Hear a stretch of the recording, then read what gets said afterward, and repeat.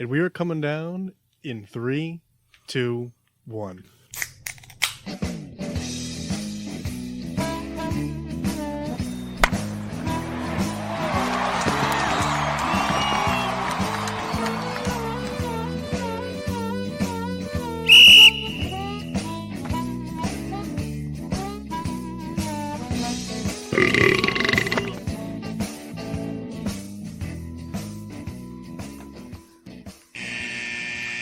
Welcome to Getting Sports with Drunk. I am your host, Cupcake the Riddler, and I am joined by...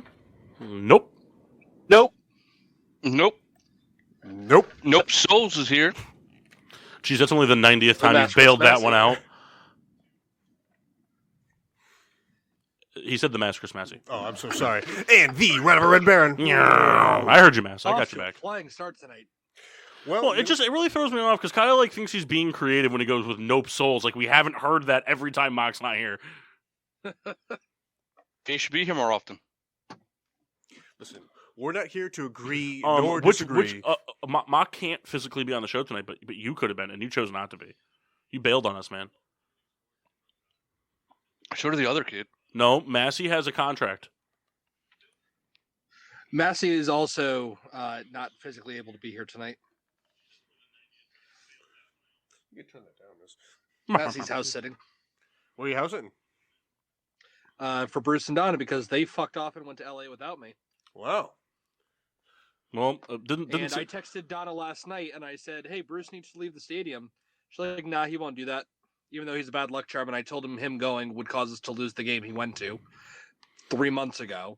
Oh, so you're trying to say that the Rams didn't play bad? It's just because Bruce was there? I mean, they absolutely played like trash, but it's definitely because he was there. I don't know, man. I think that meme said it perfectly. You can take the man out of Detroit, but you can't take the Detroit out of the man. Absolutely true. But I texted Donna back and I said, "Good. I'm happy they lost. I hope you have to deal with him being a pissant for the entire night now." Why are you taking it out on Donna? Because she's being a bitch all week.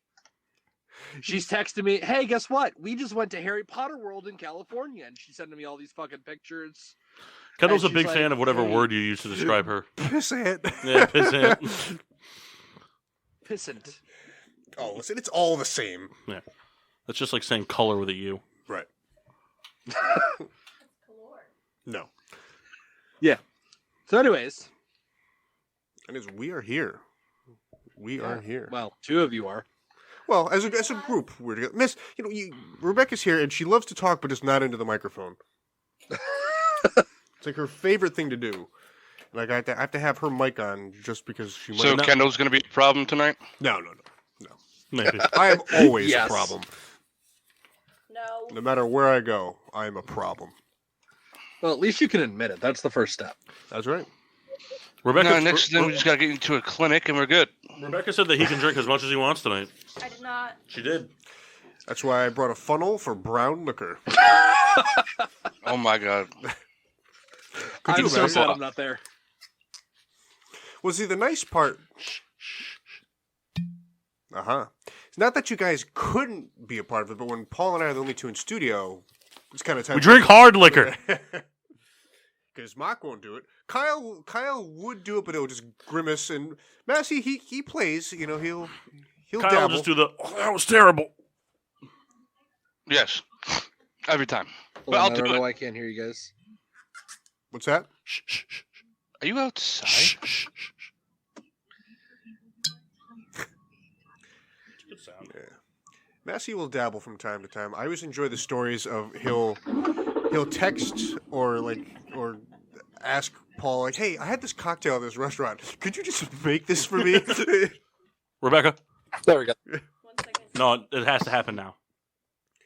You have 10 seconds. 9, 8, 7, 6, 5, 4, 3, 2. I'll kill Delilah. He'll be like, For what?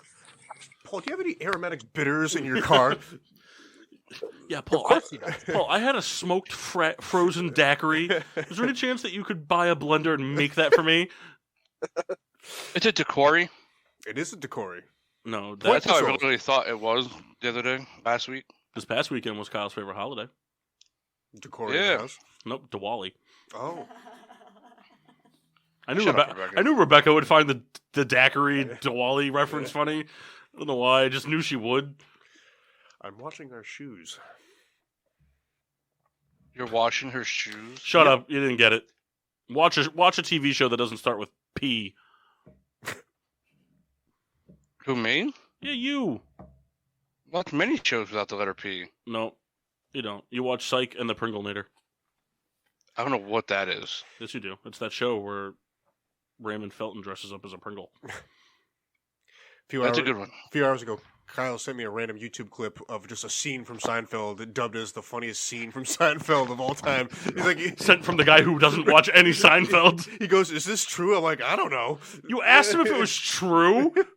I have to make sure. And then I asked him if he watched it, and he's like, "Yeah." How come you never do that with me with like Friends or something? Or I mean, The Office. Because you don't like Friends. So I wait- actually watched Friends all the way through. I gave it a shot. So, Kyle, take me through this. You were just like randomly on YouTube, and you just searched Seinfeld funny No, clip. I didn't search it. It came up in my recommendations. Oh, okay. And He I searched was like, it's not that funny. He searched it. He was Seinfeld. well. Here's the thing, Kyle. Usually, really, really gut-wrenchingly funny things in sitcoms usually have context that go with them. It's not just like something where it's like, oh, hey, here's a one-liner in this, critically acclaimed sitcom. Yes, it was. No, it wasn't. It's a bad show. It is not. Seinfeld's not a bad show.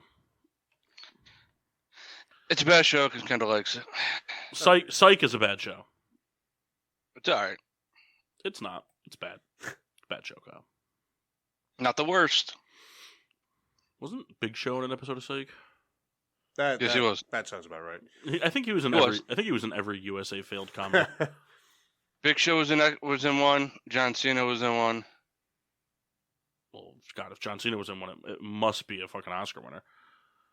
Not Oscar. What's the one they win? Emmys. Oh, I mean, Emmy Hathaway's. Kendall, you gonna get this game going or well, what? I'm trying. Just wait for that little thing to pop up. Hey, you can watch this damn game. Kyle, good luck tonight. Good luck, buddy. You don't mean it. I Do you want- do mean. Excellence? What? Do we want to do toasts of excellence? No, I think we should just sign off.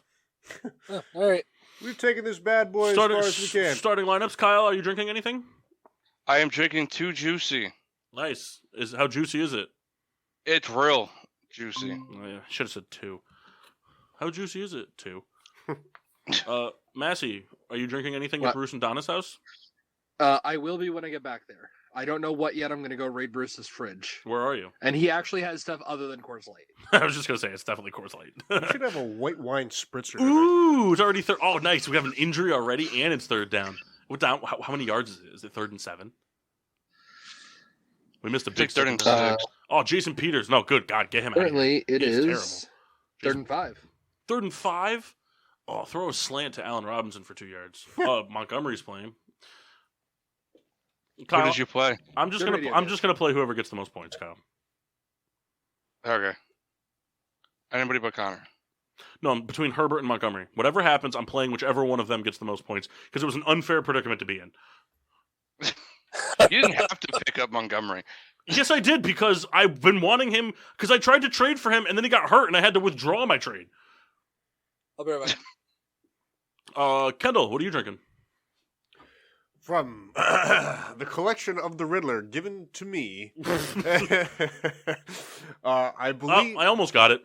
It was a pass, Oh, Allen yeah. Robinson for 3 yards. pretty much on the money. This is a wild turkey product, I believe, but I don't know what. Because you suck. It's called the turkey giving. It is the turkey given. The official drink of Owen Wilson. Wow, Oh, so bad. You're a bad person. that's wild. Wow. From Lawrenceburg, Kentucky, Mm. the Wild Turkey Kentucky Spirit Single Barrel Bourbon. 50.5% alcohol by volume. Does it have the bottled date on it? 5/21/19. Ah. From barrel number 1256, stored in warehouse F on Rick 38. Can you tell me what that means? So a rick is like the little wood piece that holds the barrel on its side and keeps it from rolling. Okay. And so it's Usually they're so like it just means like I don't have a map of that warehouse, so I don't know where that Rick would be. Can you get one? Can I get a Rick or a map of the warehouse? A map of the warehouse. Yeah, I could probably get that in the next 48 hours. I mean, that is a cool thing Alright. that like That's your homework assignment. whiskeys and bourbons do. Like they'll have that info. Like imagine like Coors Light's like, hey, this was the 700th can made today. Yeah.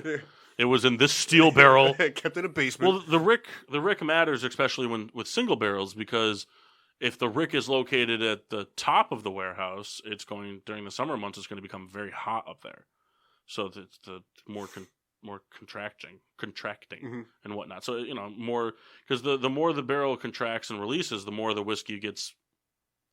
Thought that was picked up. Is more the whiskey gets sucked into the barrel and sucked back out of the barrel. So it changes the flavors. Mhm. And that's what we're drinking. Toast of Yep. Excellence. Does anybody have any? I have. I have two. Massey, kick us off. What? First one is to the Cardinals for having an MLB record 5 position players to win Golden Glove Award. Wordza. It's plural. Awards. And the second is to Josh Allen of the Jacksonville Jaguars, becoming the first player in history to sack a player with the same name, first player in history to tackle a player with the same name, and cause a fumble, and player to recover that fumble, and then to have an interception of that same player. That's how you know NFL is made up. Yeah, let me tell you something, Mass. That would have been cooler if this hadn't happened before it. Boom, boom.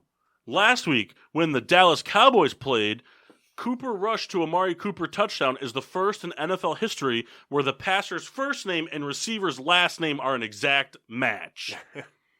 The Cowboys also have the only passing touchdown in NFL history where the passer's last name and receiver's first names are an exact match on Week 11, 2020, when Andy Dalton completes a touchdown pass to Dalton Schultz. Man, the Cowboys have all the fun. So suck it, Mass! All right. Well, it was an interception, not a completed pass. So Yeah, but it's still not as cool because it already happened. okay. It already happened. Kyle, tell him. Well, Kyle? My toast of excellence is to Josh Allen for throwing a pick to a guy named Josh Allen. There you go. That's the one we were looking for. I have a dual toast of disexcellence. Well, I also have a toast of excellence here. I just randomly found this video one time, but it was just like it's just a guy and a girl. There's a plane flying in the sky, like doing that white, like making the white trails. Yeah. And in the shape of a heart. And the girl asked the guy, she's like, "Are you proposing to me right now?" And his response was, "Don't embarrass yourself." And it was so funny. It was so funny. That is definitely something Kendall would do to It Rebecca. was just, I here, almost spit my let's see if we can beer pick up. out. Everyone, shut up. Let's see if we can pick up the audio on it. Let's see if we can pick up the audio off my phone. Are you proposing to me? No, don't embarrass yourself. Love you though. It was so funny. Like he didn't even miss a beat. It was so funny. I also have a toast of disexcellence. My toast of disexcellence is to Kyle Souls for being a scumbag fantasy friend. Wow, Kyle, you're just gonna take that? He is. He's just gonna He take is it gonna take it because he knows what he did. I didn't do it on purpose. No, I didn't advise you to drop someone and then immediately pick them up and then use that person to beat you in a fantasy matchup. That was after the fact that Henry Ruggs killed a guy. Allegedly. We don't know if it was a guy. We know it was a He was woman only going 170. in a 40. Yeah, going pretty quick. He was only going Roadrunner speeds. Roadrunner can't run that fast. It was actually a female that he killed, so But it could have been a female identifying as a male. We don't know. could have been. He also killed a dog, so there's that. Yeah. Did he really? Yeah, Yep. she was walking a dog. Fuck that guy. Yeah. Put him in jail for life. I tell you what's amazing though is I don't know how he didn't die. I don't like not to make like light of the situation or anything, but like I don't know how he wasn't dead. Like his car didn't even look like it crashed going 170. His car looked like he like rear-ended somebody going 60.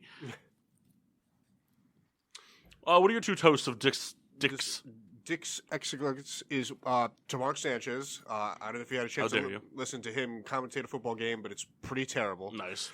And Yeah, I actually listened to it last week. It was pretty fun. Did it sound like it was coming out of his ass that he might have fumbled his words? Yeah. I'll tell you, we gave and the game's over. we gave what's his face Jason Witten some grief, but Mark Sanchez has been bad. And I'd still take Mark Sanchez over Booker McFarland.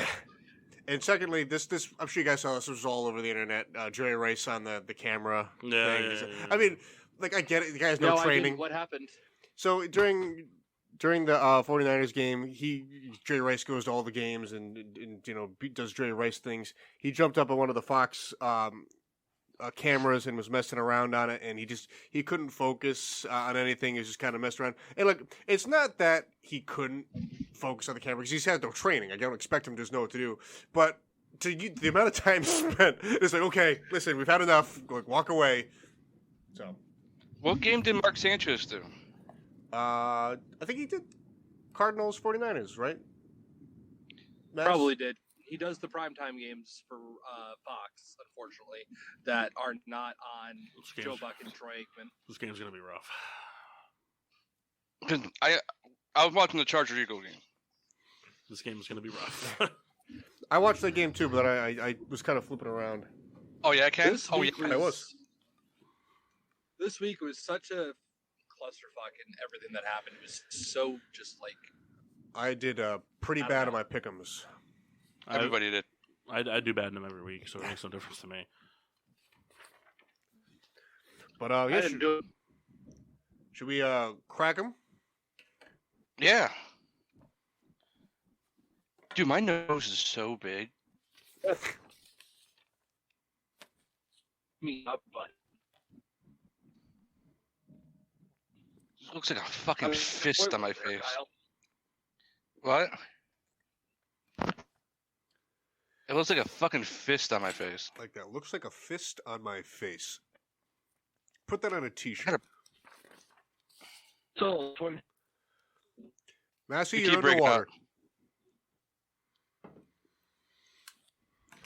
Well, Massey's sinking to the bottom of the ocean. Hey, Kendall. Yes. Is it okay if I take off the headphones because my hearing sucks right now?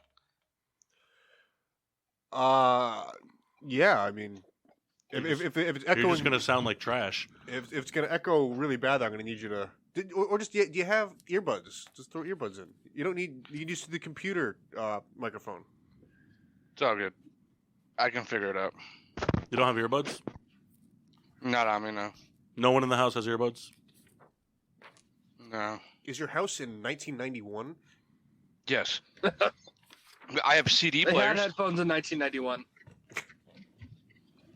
I They have had CD earbuds. players, and I have cassette tapes.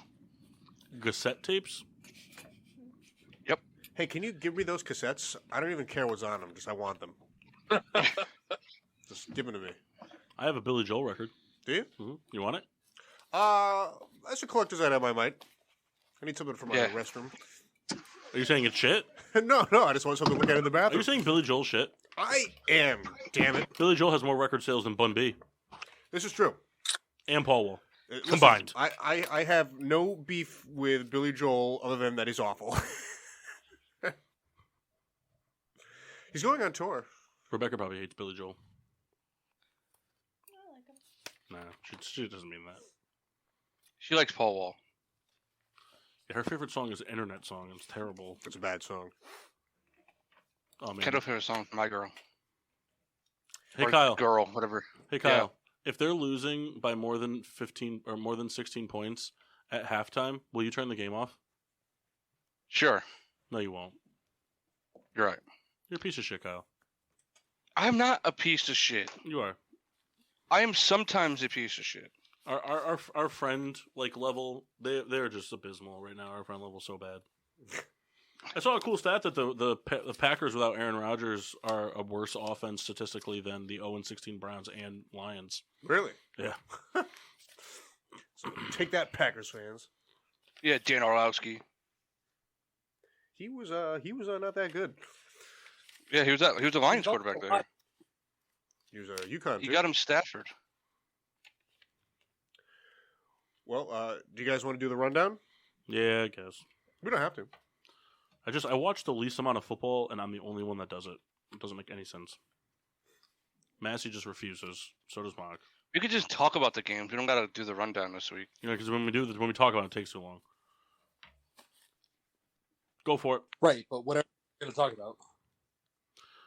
More important sports like the beginning of basketball season, not a bunch of bum games. There's other sports besides football, you know. All right, so let's put it under this week was fucking weird and zany, and let's talk about NBA. Kendall likes the rundown. We're gonna do the rundown. All right, we're gonna miss it next week because Kyle's got some like weird incestual thing planned. It's called the sex games. Excellent. All right. Here we go. Oh, no. Sorry. That was salute to courage. My bad. Hold on. Bastard.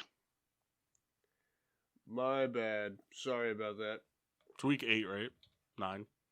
Week 9? Week 9. Week 9. We wanted some roundup. My bad. Hold on. Probably gonna get an ad right here. Yeah, we sure are. Week 9 of the NFL season was underway this week. Should I just do it with no music? Oh, here we go. We're good. We're coming. Wait, this is kind of how the week 9 Yeah. Week 9 of the NFL season is underway as Thursday Night Football kicked off with the Indianapolis Colts hosting the New York Jets. We're off to a great start already. Mike White looks to repeat his performance from last week, but goes down with an injury. Psych! Shut up, Kendall. Josh Johnson comes in replacements and just becomes the second quarterback not named Zach Wilson to throw for 300 yards for the Jets this year, as he throws for 3 touchdowns and a pick, but Michael Carter couldn't duplicate his success either this week, as Moore had 84 yards and 2 touchdowns, but Carson Wentz threw 3, Taylor with 2 on the ground, and Michael Pittman with 64 yards receiving was too much as the Colts steamrolled the Jets 45-30. The Browns and the Bengals. I just don't have it tonight. Can I call it quits? We don't have to do it tonight. I'm out. I just don't have it. I don't have the flow. Will we do this next week? TBD. So, Zach Wilson's starting next week. Boo. That's all I got for that. Well, I mean, I kind of want Mike White to play. I'll just do a quick rundown on him. We'll just do that. No, I don't want to do the bounce. I don't have it. I'm sorry. Baker Mayfield and the Browns in their first game, like with OBJ as not a part of the roster, or technically he's a part, but you know what I mean. On the exile, absolutely demolish the Bengals, 41-16, to improve to 5-4 on the season. The Broncos stun the Cowboys and beat them up pretty good, 30-16. What actually is a bigger win on paper, just some garbage time touchdowns from the Cowboys. The Texans were beat up by the Dolphins, 17-9. The Falcons won. I thought the Falcons lost that game. No, they big play at the end. Oh, okay. Falcons made a big play at the end and almost, instead of blowing another big one, had their own come from behind victory as they won 27-25. The New York Giants held on late to beat the Raiders 23-16. The New England Patriots beat the continued spiraling Panthers 24-6. The Jaguars hold off the Bills in a barn burner 9-6 matchup. The Minnesota Vikings blow a late lead to the Ravens 34-31 in overtime on the ever so reliable leg of Justin Tucker. The Chargers beat the Eagles in a shootout 27-24. The Packers lose to the Chiefs without Aaron Rodgers 13-7. The Arizona Cardinals continue their undefeated ways without Kyler Murray and DeAndre Hopkins, trouncing the 49ers 31-17. And the Tennessee Titans beat the LA Rams up on Sunday Night Football 28-16. Monday night, Bears, Steelers in Heinz Field. Steelers up 7-0. There you go. Yeah, I think anything that, if I would have bet money this weekend of football, I would have lost a lot of money. Everything I thought was going to happen surely didn't. Oh, I bet on all those. And then I am just a Jimmy Graham passing touchdown away from winning $45 billion. Passing touchdown. If he rushes it, I get $95 billion. Oh, wow. fucking the Titans fucked everybody over by playing Adrian Peterson. Why? They signed him. Why would they not play him? Well, everyone thought McNichols was the guy. So, I know we're watching the game, and this makes me super frustrated. This is the second time we're 6 minutes in. This is the second time they've called an illegal formation / false start after the play had already ended, not before, not called the play dead. Let the whole play run out. That should be disallowed. People get hurt. If somebody got hurt on that play, because that's a dead ball. When illegal formation, you call it dead. Yeah. Same. You can't make like, oh well, maybe they'll make it legal formation after it's snapped. No. Dumb. Steelers. Kyle, Steelers are in the pockets. Steelers are in their What was pockets. that? They also announced Adrian Peterson would be starting. So Yeah, I don't understand why you said they fucked everyone by starting him. Like, where did you think was going to happen? Did you think he was going to play like backup running back? Yeah. Why? He hasn't played all year. He's Adrian Peterson. It's as advertised. I mean, like, yeah, he's not going to go out and rush for 180 yards, but it's not like the guy doesn't need to learn a playbook. Some guy's just gonna get the nod, you know. Yeah. Hey, I'm all about it. I'm just saying. And I tell you, there's nothing that they weren't prepared for him to do. Like he took a direct snap, you know. He caught a pass. He ran a touchdown in, right? Yeah, I think so. He had I think it was a 1 yard score, right? You see it towards the end. Do you think they did it on purpose? What do you mean? Had him score? Yeah. Yeah, probably. They probably wanted to try to win the game. I don't know what the question is. I don't understand. Well, the game was out of reach at that point. When he scored? What do you mean, like have him score so they can get the ball Yeah. back? No, like they had him score just because it was Adrian Peterson at the end. They were on the 1 yard line. I don't understand your question. Don't worry about it. I don't understand what you're asking. Did like, what do you mean, like the game? I mean, it was 21-9 when he scored. He scored with what, 3 minutes to go? No. Yeah. Master, did you guys kick a field goal at the end of the game? nope. Sonny Michelle scored a touchdown. Oh, right at the okay. So there was 3 minutes to go in the game. It was 21-9. Like they were on the 1 yard line. What were they supposed to do? Just kneel it out? No, throw it to Julio Jones. But then you would have just been like, you think they just gave the touchdown to Julio Jones? Well, they probably feel bad for him. I don't feel bad for him. He sucks now. He doesn't suck. He's just not. He's not the number one anymore. Sucks now. Okay. You want to know what? You'd shit your pants if you found out the Steelers were signing him. Yeah, but that's not what I'm saying. So you'd be happy if they signed someone that sucked? Yeah. So you can just add to your repertoire of number 2 receivers? Exactly. We got the most number 2s in the league. That's what it's all about. I mean, yeah, the games were weird. Not a whole lot storyline wise. Cowboys, I think, were bested. Cowboys and Bills both just they undermined their opponent this week. They looked past this game to the next game, and It took Josh Allen out of the MVP race. Well, I don't agree with that. Buffalo has some questions to be answered, and more so for me anyway. Is the game that Monday Nighter when they lost to Tennessee. I think they were kind of too aggressive at the end. And The only thing kicked this in the week ass. did for me was show me that the Arizona Cardinals are the only Super Bowl contending teams right now. They're the only team that on paper, plus the season results thus far, are Super Bowl contenders. And it's because they're undefeated. I mean, that's really the reason. But They're not. I think they have one loss. oh yeah, that's right, they do. Who'd they lose to? Packers, yeah. Yeah. So, But still, the point being Yeah. the same. what was that? Was that game ugly? That was Thursday night. We were at Mox. That's when they could have won if he threw the pick at the end. Oh yeah, okay. Up So- running. I don't know. I think the Arizona Cardinals are like the best. That's the best team. They look like the best team so far in the NFL, and like. I mean, the Rams aren't far out. I mean, they've only got 2 losses, albeit one of them that I will say the Sunday night one was very ugly. In our defense, we lost to the 2 number 1 seeds in the divisions right now, or in the conferences. I'm sorry. I understand that, but like, it's different. Like if you lose, it's different. Like losing to that team by like 3 points versus Yeah. like just playing 4 straight quarters of ugly football. Right. I mean, Putting when a team, no matter how good they are, and this isn't because it's the Rams, but when a team, no matter how good they are, just goes out and can't even put together like a formidable looking, like an elite level looking drive, like it'll. I mean, like because even though they scored, like it was ugly from kickoff to whistle. Yep. Like I don't know, like I mean, like Matt Stafford has no business throwing that ball the way he threw it. Nope. And he's lucky he didn't have 2 pick sixes. Agree. Yeah, I mean that was a panic throw, and then the one right after was just kind of like, oh, I got to make something happen throw. And I mean, here's the thing: Matt Stafford loses some of my benefit of the doubt that I would give. Like if somebody had like Trevor Lawrence or Zach Wilson or Mac Jones or Tua, if somebody else had made that, I'd be like, okay, you know what? I was, because it wasn't just Matt Stafford threw a bad ball. Byard also jumped the route and timed it perfectly.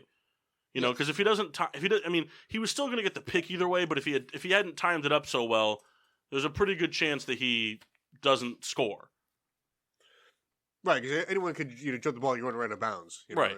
So, but from Matt Stafford, like Matt Stafford should know not to throw that ball. At least not that way. Like that's like it's either sidearmed or it's a bullet. Like he kind of lobbed it for like an 8-yard pass. That would have been. Yeah, it's too far to do that.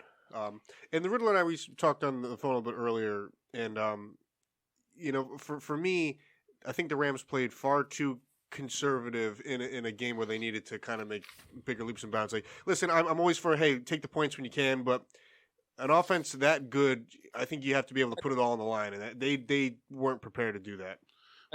I'll disagree with you. I'm going to say they tried to play far too aggressively. They wouldn't take the dink and dunk passes. They were trying to pass. No, but what he's saying though is like you guys just kept settling for field goals after sort of like when it was like right. It was obvious that you guys were going to need more than field goals to win this game. Absolutely, 4th and 4 going for a field goal was a pussy ass move. I can't tell if he's being sarcastic or not. No, that's 100% sincere. Bitch ass move. Should have gone for it. And so like the Titans, like they've beat some of the best teams in the NFL, but like their losses are so bad. The losses that they have are so ugly. Yeah. And without Derrick Henry, their offense can't sustain for long periods of time. Their offense was terrible last night. Yeah, it's just like, they got the lead and they were able to hold them off. That's kind of what it came down to. My thing is, and I think I'd be curious to hear Massey's opinion on it. Because Kendall and I were kind of briefly talking about this today because we had a quick phone call. I feel like the Rams offensively, I would say as a whole, but more so on the offensive side, they're a team that's built to like either win like shootouts because the defense is either just going to make a bigger play than the other team's defense at some point, or because they have a good defense, or they're like a team that's built to go up big early and like continue to pour it on and make it just so that there's no shot that there's like they can win, the other team can come back. I don't know. I feel like this Rams team, as star-studded as they are offensive and defensive side of the ball, I feel like they're not a team that's built to come back.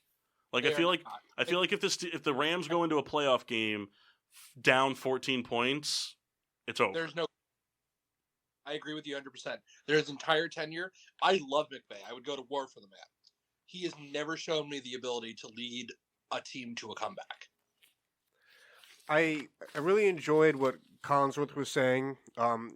I guess what he was saying is that they weren't playing McVay football, and I thought that was an interesting statement where I think the success comes from, the motions and kind of getting Stafford on the move a little bit, where they were trying more kind of straight dropbacks. And I thought that never really occurred to me until I saw it in action last night on Sunday night.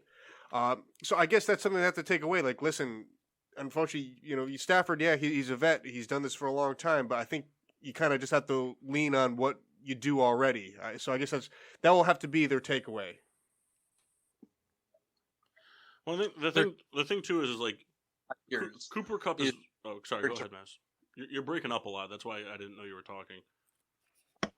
Hold on. Well, he does that. I think that Darrell Henderson is doing pretty well this season. I know they're kind of doing like a somewhat committee kind of thing there. And Matt Stafford is no stranger to not having a consistent run game. But I think the problem with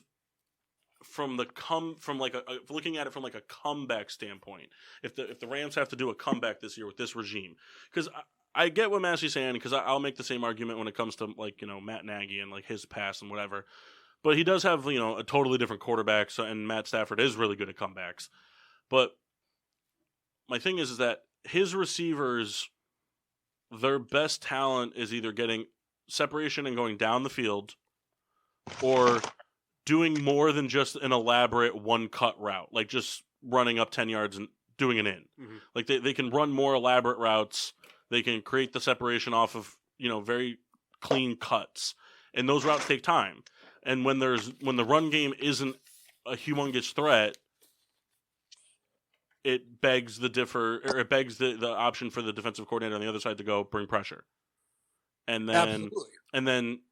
And the Rams, last night showed that there's holes on the offensive line. A lot of free releases that last night.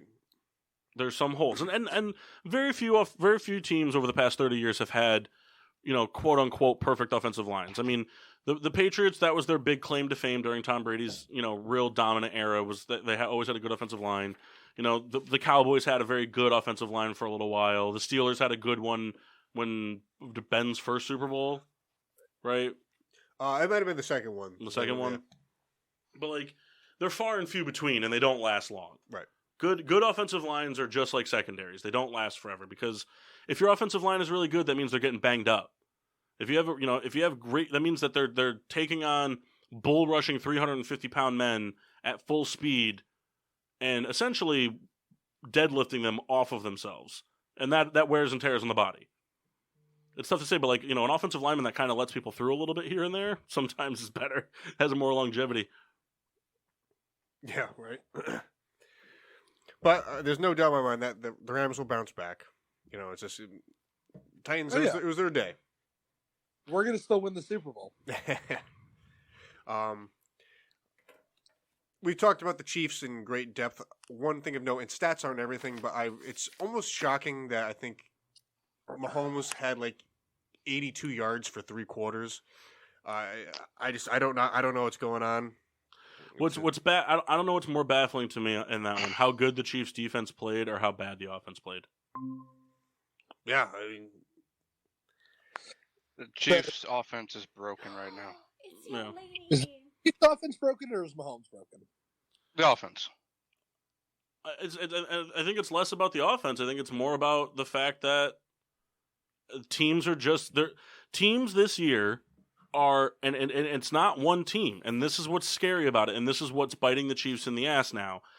Teams are letting Kelsey do whatever they want. They're taking away Tyreek Hill.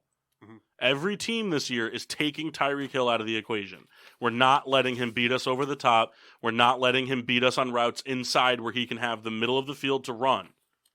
He can catch whatever he wants in the flat and in the hook zone by the sidelines. We're not letting him in, and we're not letting him deep. Kelsey can do whatever he wants, because while Kelsey will catch the football and all that stuff, Kelsey can and will be caught and will be brought down. Because Kelsey's not juking out the safety. right? He's kind of Kelsey's a straight not line runner. Kelsey's not outrunning a cornerback. You know what I mean? So let him get his catches. Don't let Hill beat you over the top or in the middle. They don't have a run game, and the Chiefs' offensive play calling doesn't trust any wide receiver not named Tyreek Hill. There's no reason that McCole Hardman shouldn't have a bigger role right now. Yeah, I don't know. It's just it seems like the years back when Mahomes could kind of just throw the ball wherever and do anything and it would just work.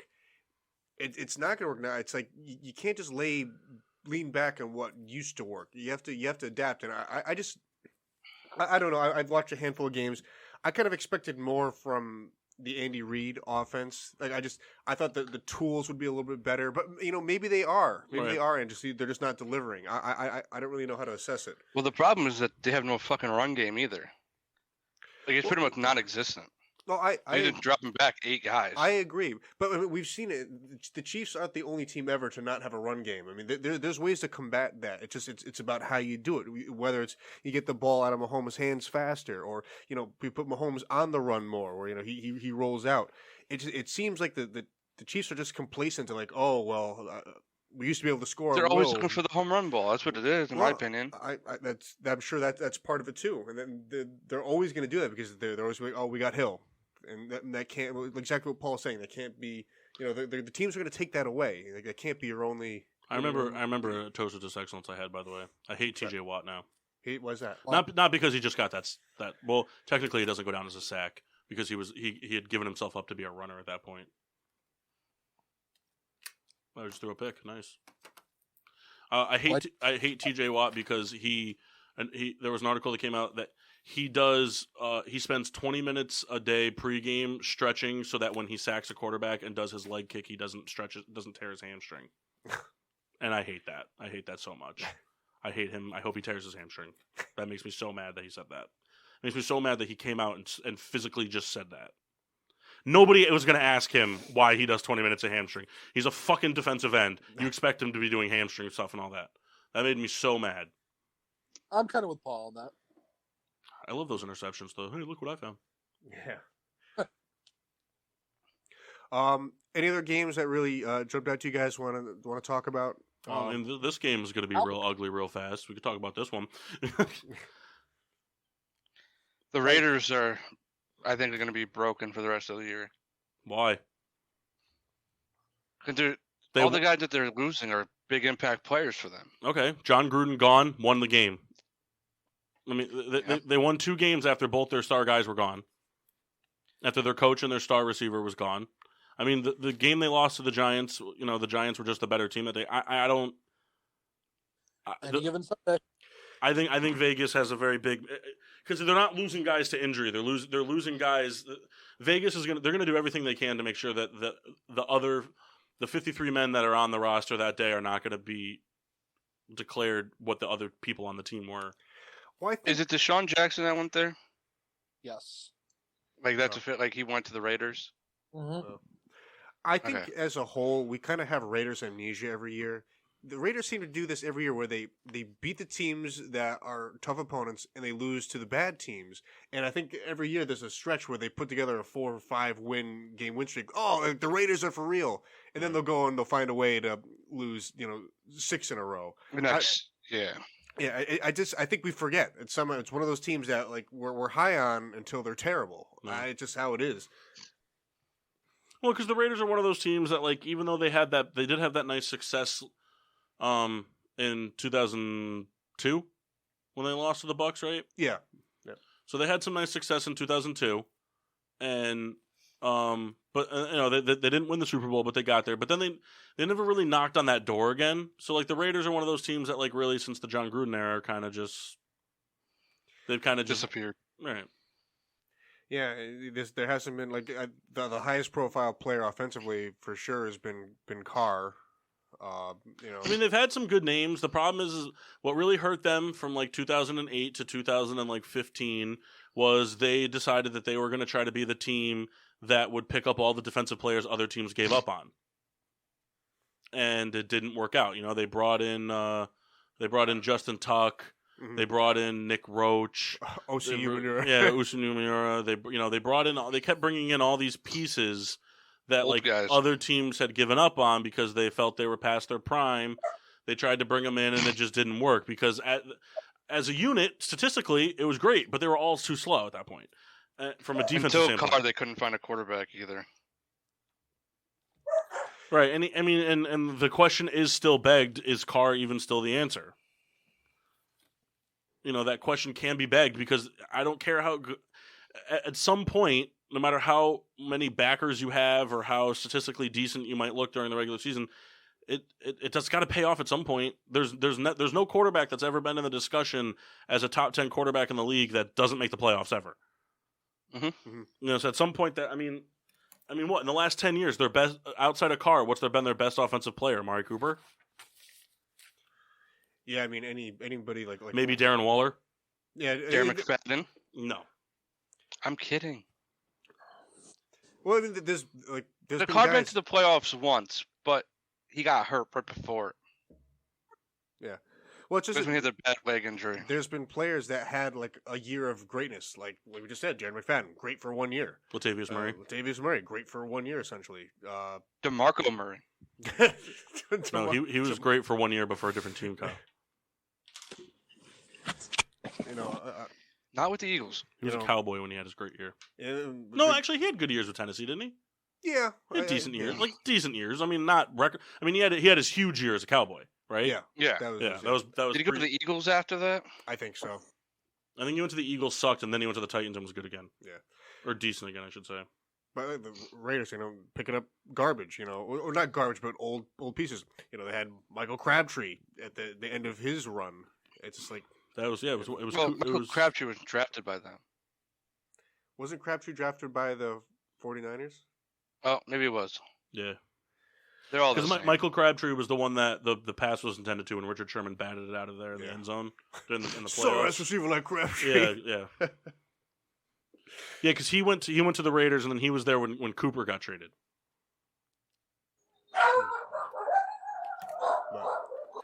Mock's home. Yeah. No, those are two Taco Bell sounding of dogs. Ding. But yeah, I mean, I don't know. I'm not super crazy about anything, to be honest with you, this NFL season. I really haven't been. This hasn't been like, I mean, I don't think there's it started off good.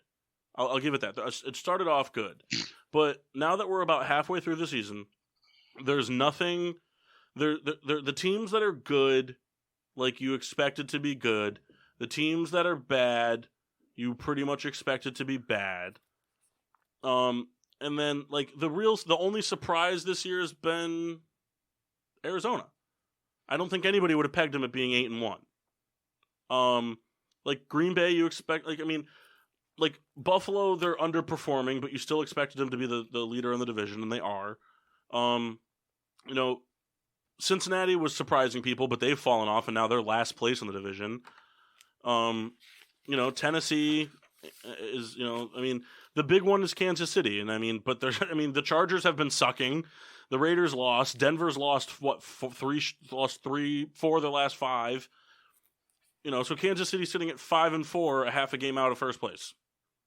So They play the Raiders next weekend. I mean, for me, I think the two biggest surprising things I'd have to say would be, from like a positive standpoint, would be Arizona being 8-1 and Dallas being 6-2. Just because Dallas's defense had been so whatever. Yeah, Dallas is pretty good. I think yesterday was just a bad game, but I think they're the real deal. Pains me to say it. Yeah.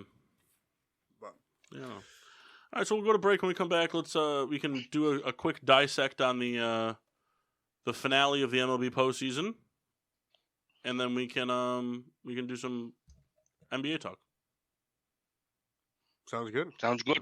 Sounds good. See you guys on the other side of the break. Home of getting sports with Drunk on Monday nights. PPRN Radio. Home of the Peter Pinot Show. Peter Pinot Show. PPRN Radio. Damn, where are we? PPRN Radio. Always on, sometimes off. PPRNradio.net.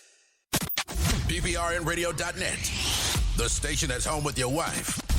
While you're at work, we keep her company. We keep her happy. And now, back to getting sports with Drunk on the PPRN Radio Network. Welcome back to Getting Sports with Drunk. I'm your hostess, Cupcake the Riddler, joined by assholes, all of them. Yes. I would like to take the number 1 spot, if that's okay. I'd be very happy to be number 1 asshole. No, I'm the number 1 asshole, sir. Well, that's not fair. Doesn't matter. Who gave you the crown? Me. All right, fair enough. Suck it, bitch. What are you gonna do about it? Well, I'm gonna talk about some sports. Is what I'm gonna do. You gonna cry to your mother? I might. You just might. Will you cry to my mother as well? So the Braves What are if she World asked me Series to? champions. No one shouted them out. No one gave them a toast of excellence. Braves. Yeah. It feels like it happened a lifetime ago because it happened like right after we recorded last week. Yeah. But the Braves are World Series champions in 6 games. Who called them to win in 6? Mock did. Mock did. I also called them I to called win. 4. But I know because you were like, "Oh, if it happens, I'll be amazing." Yep. Yeah, I think didn't you and Mock and Paul both said 6 games? I'm pretty sure. I said Braves. I might have said 5 though. But I think you guys all picked the Braves. Souls and I both picked the Astros. Yeah. Hey, The Braves made the right moves at the deadline. The guys they picked up were the ones that performed in the World Series. I think the Bears should just start going for it on 4th down every time. No more punting. Nice. It would be so much more interesting if we watched a team do that for a season. I mean, the Bears might as well do it. There's a college guy, nothing major, probably like a Division III school. That's all he does. He doesn't punt. He just goes for it all the time. And You saw that too. And he wins. I mean, statistically speaking, you got to have the players to do it, but it's a strategy. Yeah. But it's all about field position. But the Braves Are the Steelers 2 for 2 on drives tonight? No. They punted? I think so. Mm-hmm. It's an ugly game. It's going to be an Let's ugly see. game. It is going to be an ugly Looks game. at the drives. No, we don't have to talk about it. It's the game on TV. We're not supposed to do that. So, the NBA season. Do we want to talk about anything with the Braves? No, I mean, Well, we can talk about Jorge Soler. He was good. Fucking went, psycho mode in the postseason. Well, Him and Eddie Rosario. and the Houston's lack of pitching caught up to them. yeah, Yep. big time. They played a team that can hit better, that consistently hit well 1 through 9. Yeah. Now I got a question for the room, Yep. Okay. and I think he stays. But do you think this means Freddie Freeman looks for money? No, I think he stays. I think Freddie Freeman tries to get the money from Atlanta. Yeah, I think. Well, I said I think he stays too, but it was just a question. Yeah, I think everything worked out for him perfectly. What a great story for him, anyway. Yeah, because they got the ring. Like Harper would have gotten the money anyway, but I think Harper was just getting frustrated with them always being right on that line and never being able to go over it, and then ironically going over it the minute he left. But like now that he's tasted like winning with the team he's been with, like I think he's gonna maybe not the way maybe not his whole career, but like I feel like he's kind of gonna have like a Chris Bryant kind of type of thing. 3 more years there. He'll get the big paycheck there and whatnot and play there, and then maybe if like the Braves start just doing poor, he could be a trade piece for the future. Yeah, but like I think that they want him. I think he wants to be there. Yeah, it's kind of like Paul saying, like a Chris Bryant, like Albert Pujols type arc. You got the hardware. Now He's Chipper Jones, Kendall. That's what he is. Well, I mean, I will say that he's not as good as Chipper Jones. Chipper Jones was pretty good, and Freeman is really good, but Chipper Jones was pretty good. I'll tell you, I would get on board. What a huge insult to the franchise, but you know what I'd get on board with if Chipper Jones became like the general manager of the Mets. Like, what an insult, but like, what an awesome thing. That'd be pretty good. He would just make bad players go there. But he's like got a cushy job with like TBS or something. I don't know what he's doing. Who, Chipper? Chipper, yeah. He's calling games, or he's an analyst or something. Wearing cheater glasses on television, whatever he's doing. Wearing cheater glasses? Yeah. This is not like an excellent point, but I always feel bad in baseball, especially for the team losing at home, and I feel equally as bad for the team not winning in front of the home crowd. I don't know. I just always felt that way. It's kind of stupid, but for me, I just feel like it's such a bigger deal to win at home, and it just sucks some more when you lose at home. Well, they're not gonna wait. Hey, we may win at home. No, it's not how it works. I'm just like, in general, like I think there's a part of it that's slightly less magical. I don't know. It's not a good point. It's something that I feel. Like, well, not only when the Mets lost in 2015, I think it was. Mm-hmm. Like not only They that they lost at lost, home. but I was like devastated that the Royals were like celebrating on Citi Field. It just really bothered me, and like I could teams lose. We like, know. somebody He has to smoked lose. like 72 cigarettes then. Yes, 72 virgins, 72 cigarettes. That's the saying, right? Yeah, I think so. All right, the NBA season is upon us. Indeed. It is. We Not are only it's the 75th. 75th season. We're about 10 games or so in for everybody. And as of now, some surprises would be the Washington Nationals. Just kidding. The Washington Wizards are in the fourth seed in the East at 7-3. Cleveland is in the 6th seed at 7-4. And Toronto, 8th seed at 6-5. Both Milwaukee, Boston, and Atlanta, all outside of the quote-unquote playoff picture right now at 4-6, 4 games out of first place in the East, with the 76ers dominating the East at the moment. Not tonight. And then out west, you have best record in the NBA. Golden State Warriors are 8-1, Big bounce back there. waiting for and only going to get better when Klay Thompson comes back. Utah, Dallas, Phoenix. I mean, Dallas, I think, is a bit of a surprise at 6-3 so far. Memphis playing out of their minds. Portland sitting outside. They've been doing this the past few years, being kind of like that fringe team. Lakers are a 500 team. And New Orleans and Houston battling it out for worst in the league. New Orleans has such a bad roster. And it's not even just that it's bad. It's just they don't even play anybody the right way. Which this is kind of a question to the room. Which conference so far has been more as advertised, like as you think going into the year? Like who's kind of like held up more to what you expected versus the West? The West has been more. Yeah, because looking at in order 1 through 8, Golden State, Utah, Dallas, Phoenix, Memphis, Denver, Clippers, and Kings. I mean, substitute out the Kings for either Portland or the Lakers, and that's exactly how I would say that those 8 teams are probably going to be the playoff teams, in my opinion. Seeding will be different, but like those are the 8 best teams. But then you go to the East. I mean, Milwaukee isn't even in the playoff picture. Boston's not a good team. Atlanta's not in the playoff picture. I mean, Charlotte isn't in the playoff picture. Those are all. I wouldn't have Washington, Cleveland, or Toronto in here, and they all are, and 2 of them are high, especially for them. Well, listen, Colin Sexton just went down, so Cleveland's hopes are now in the toilet. Did he? I think so. I don't know for how long. He tore meniscus. Oh, so he's done. I think the meniscus injury is like 4 months, something like that. It's not as bad as it needs to go. No, you can run with a torn meniscus. I'll probably be back in like 6 weeks. Couple shots of cortisone, he's back. But yeah, I mean, not to gaslight, but we knew that 76ers. It's. Well, the thing I was talking to Kyle about it when the 76ers they played back-to-back games against Chicago Bulls and absolutely demolished them both times. The 76ers are a team right now that teams have 2 options.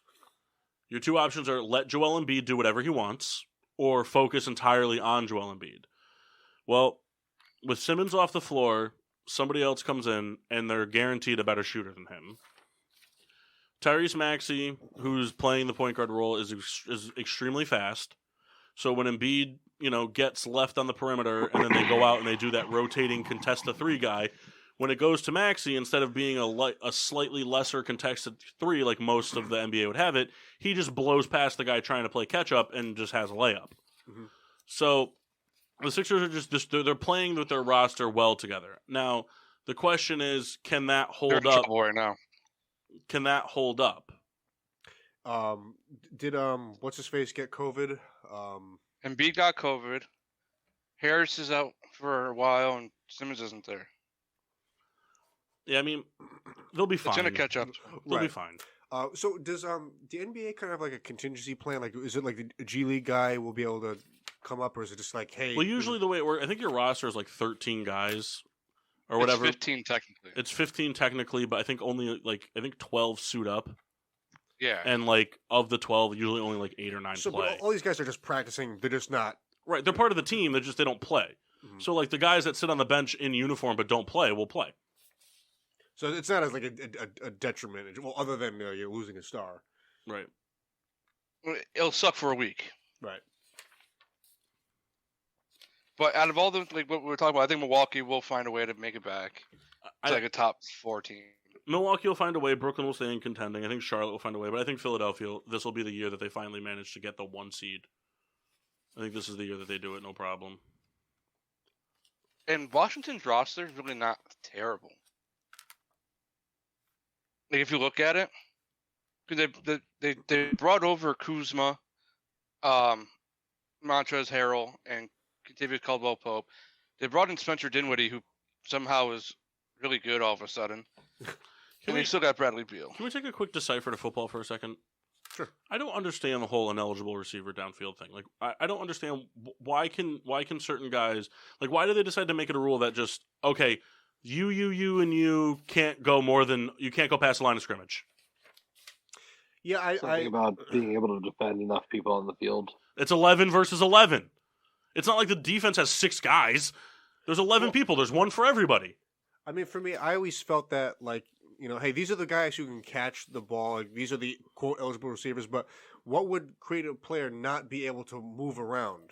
Like, if he's not initiating contact before the ball is thrown or whatever, in screens or whatever. This is the thing that I hate about the NFL, and this is why I think that every year the product becomes worse and worse for the NFL. Is every year they implement a rule. I know the ineligible receiver thing is not new, but every year they implement a new rule. And whatever the rule is, it always benefits one side of the ball and destroys the other. The ineligible receiver downfield hurts the offense, totally helps the defense. Totally helps the defense because you know exactly how many people are eligible to move with the football. You know it going into the play. Mm-hmm. Okay, these 5 guys, none of them are eligible, so I don't have to worry about them catching a 2-yard pass. Because if they do, they're going back 5 yards. Yeah, it's same thing. Like the offensive holding, 10 yards, but you get to try again. Right. Defensive holding, automatic first down, no matter what. Automatic first down. Isn't every defensive penalty an automatic first down with the exception of offsides? I think so. Offsides encroachment. Yeah. Everything else is an automatic first down. Yeah. But the only play that's a loss of downs on the offense is an eligible receiver. Or, intentional grounding. Only play. Every other play, you lose as many yards as you want, but you can still get the same amount of shots to get in the first down. Makes no sense. It's every rule in the NFL is like, hey, we're going to fuck this guy and we're really going to help this guy. And then it just makes no sense at all. Like kicking the kickoff out of bounds. Mm-hmm. Why should they get it at the 40? They shouldn't get it at the 40. Yeah, I don't know where that ever came to be. It should be a 5-yard penalty from where the ball went out of bounds. Yeah, I always thought that was a weird rule.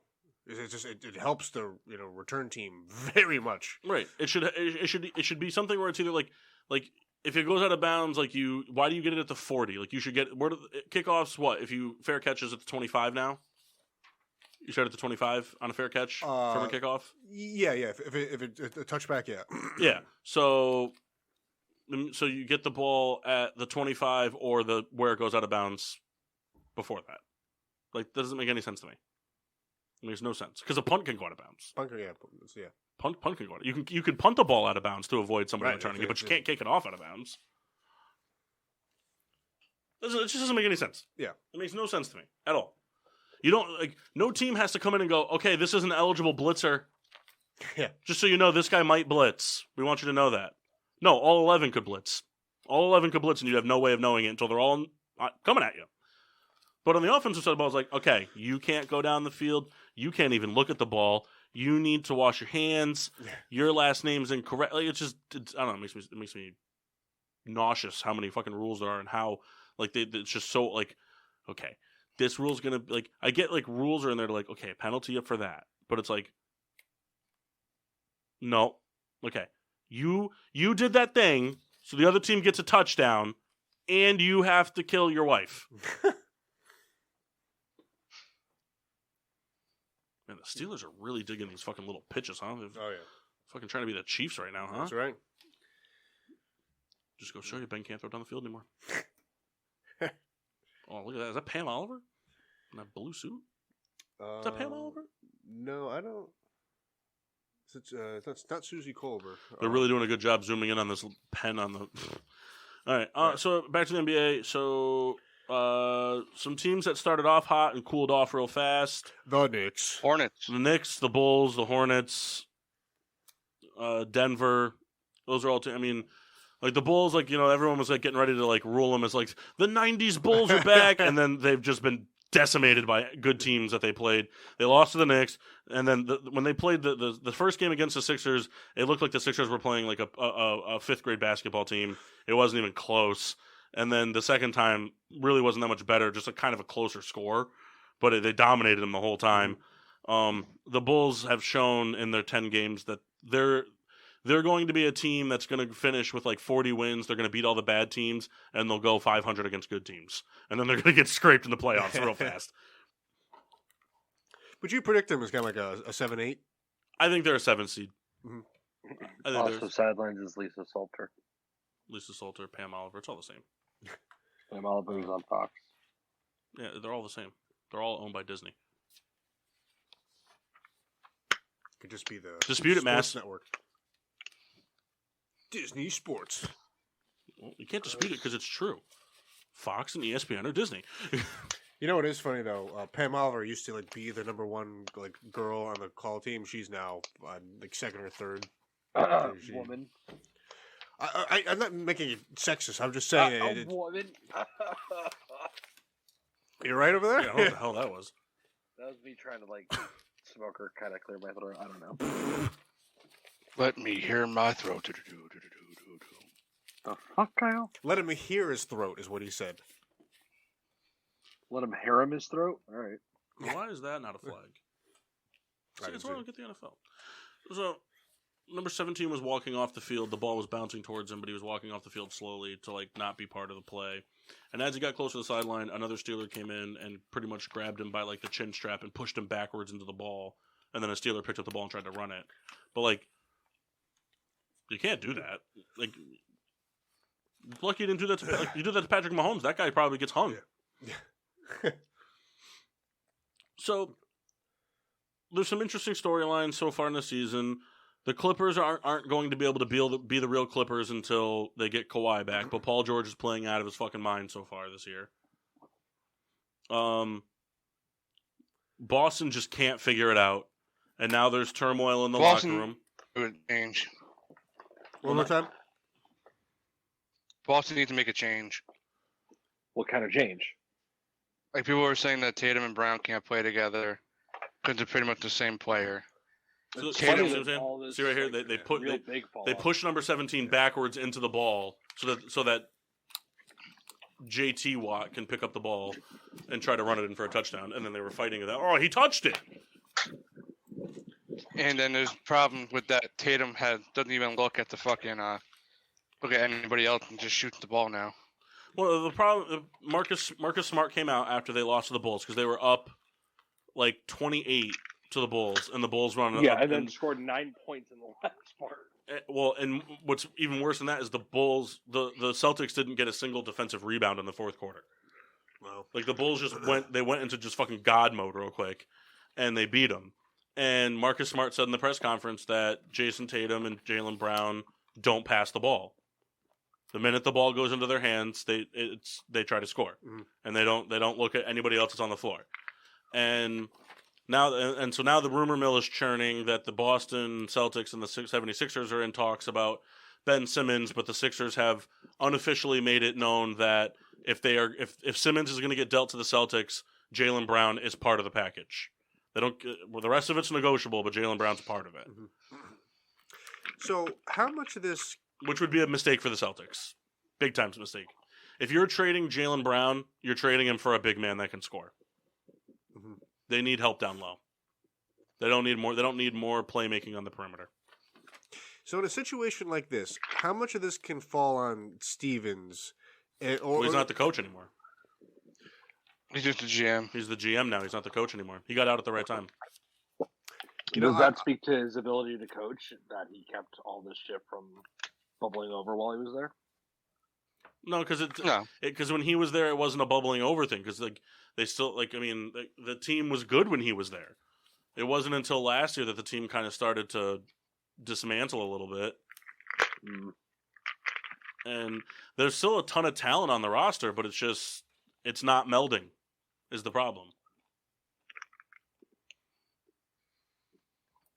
They have a bunch of the same players. Yeah, they have a bunch of the same players. They're trying they're trying to be a team that they're not going to outscore you. You're not going to outscore them. Right. They're going to play great defense, and today's NBA is not built that way anymore. You can have the best defensive team you want. They're still putting up 90 points. Yeah. So it's a great recipe in theory. It's just right. It's a recipe that if they were able to make it to like the Eastern Conference Finals would do them wonders. But that recipe won't get them to the Eastern Conference Finals. They need to play a different form of basketball to get them there and then implement that. It's just like in football. Like we're not going to, we're not going to let them run the ball at all and this and that and the other thing, and that's all fine and dandy, but that doesn't get you, that very rarely gets you to an NFC Championship game. You know what I mean? Like right. Being the team that's just like, we're not going to try to force turnovers. We're going to, no aggressive plays on the defensive side of the ball. Keep them in front of you. Don't, no big plays over the middle. Don't be aggressive. And then on offense, just ground and pound and 5 and 6 yard dink and dunk passes. That can work for you in a playoff run when you're hot, but it won't work for you in the regular season. You'll lose games. Yeah. Yeah, Washington's team isn't bad. On paper. I don't think it's sustainable for 82 games. So that's that. Miami's going to be a good team. Brooklyn's going to be a good team, regardless of the vaccination news with Kyrie Irving and everything. Cleveland is weird. I don't know what to make of them. I mean, the Sexton thing is going to hurt them, but they're weird. They have a lot of big men. But it's working. Yeah. Is it at all just like, hey, this is the flavor of the moment. This is the team that's hot now, and then we'll just fizzle into. I mean, I don't know. It could be. But I could also see them being an 8 seed. I could see them working their way into the 8 seed. I mean, the only problem is that I don't think they have any scoring guards right now. Sexton was that guy. But they'll have Sexton back. He's not done for the season. Done for a while. He's what's he out? 2-3 months? Yeah. That could easily break your season. But also not really. I mean, 2-3 months, he's back by New Year's. Even if he's back by February, this is February, March, April, and May. Still 4 months of the season to go. I mean, Indiana's whatever. Orlando's whatever. Charlotte. It's a team that should be good. Who? Indiana. They shouldn't be good. Why should they be good? Why do you keep subscribing to that? Because Sabonis is good? They have a good team. They have an average team. They have Turner, Brogdon, LeVert, Sabonis. All average. None of them are top 10 at their position. I don't even think I would say any of them are top 15 at their position. Like they're a team of good players with no star. I don't know. Sabonis isn't a star. He's the step above role player. The only team that's not in the playoff picture in the East right now, 10 games in, that will make the playoffs is Milwaukee. Every other team I can give you a reason as to why they won't make it. In the West, I can give you a reason why every team out of it won't make it. So it's tough. I mean, it's hard to analyze. It's hard to analyze a season that's 82 games long when you're 10 games into it. Right. 4 games into an NFL season, you can analyze a season because it's a quarter of the season. But they've played. Most of these teams have played like just over 10% of their season. Yeah. So it's a little tough, but your big stories to watch are obviously going to be. We're not going to talk about the Kyrie Irving thing. That's do whatever you want to do with that. But obviously, big stories to watch. Ben Simmons, where's he going to land up if he lands up anywhere? I think most people would agree he will be traded at some point, but to whom? Miami's now the 1 seed. Can Golden State keep this up until Klay Thompson gets back? Can the Clippers stay relevant until Leonard comes back? The rest of it's just going to be, Luka's doing Luka stuff. I saw this thing that was actually pretty funny because people talk about all these different NBA players over time and all this stuff. Luka Doncic was credited for having a lackadaisical off season and whatnot. Kind of a lazy off season, and he wasn't doing all he was playing basketball and stuff, whatever. Whereas Jason Tatum every day was a video of him working out in the gym, shirtless, sweating, working on his jump shot, doing weights, and all this stuff. And then it showed it said Dallas is 6-3 with Luka being one of the top 5 players in the league so far this year. The Celtics are 4-6 with Jason Tatum not even close to looking mediocre yet this season. There's a difference between working or striving for greatness and being great. Yeah. And I was just damn, they didn't have to do Tatum like that, but yeah. Funny. Well, it's just it. So you put in all this work and do all this, extra, semantics, and it doesn't matter. Everything all right over there, Mass? Yep. Why? I don't know. Sounds like you're taking ice out of ice trays. More quiet. One big thing for me.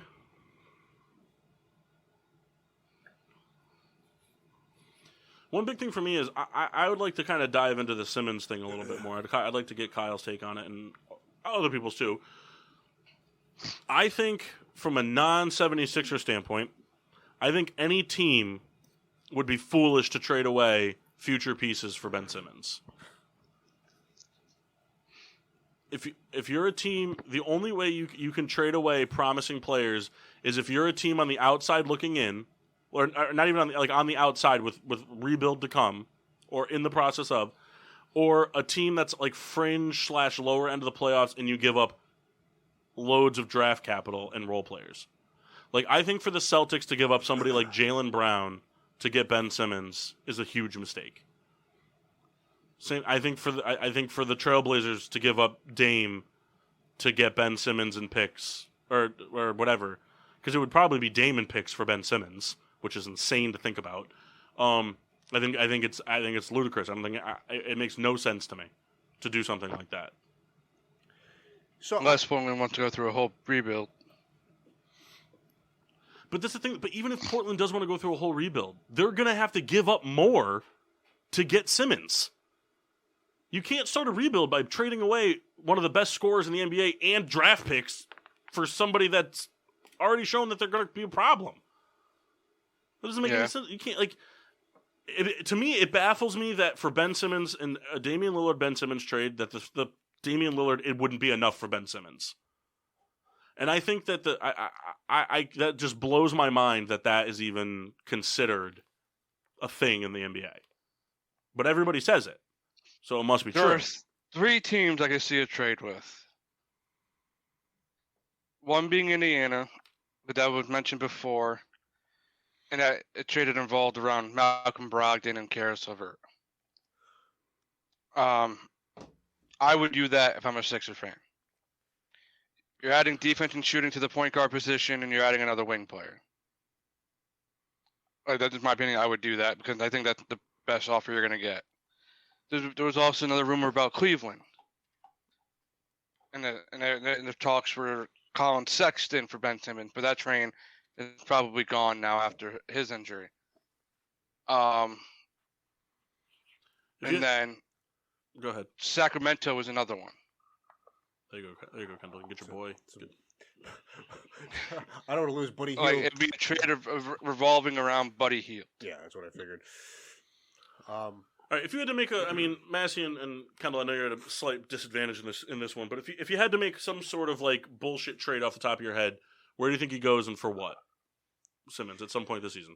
For Simmons? Yeah.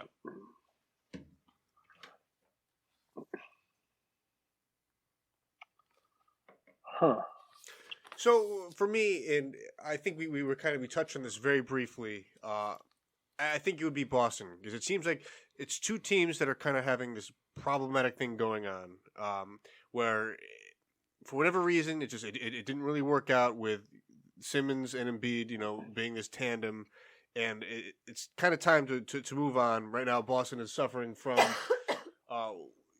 just player problems. I think just.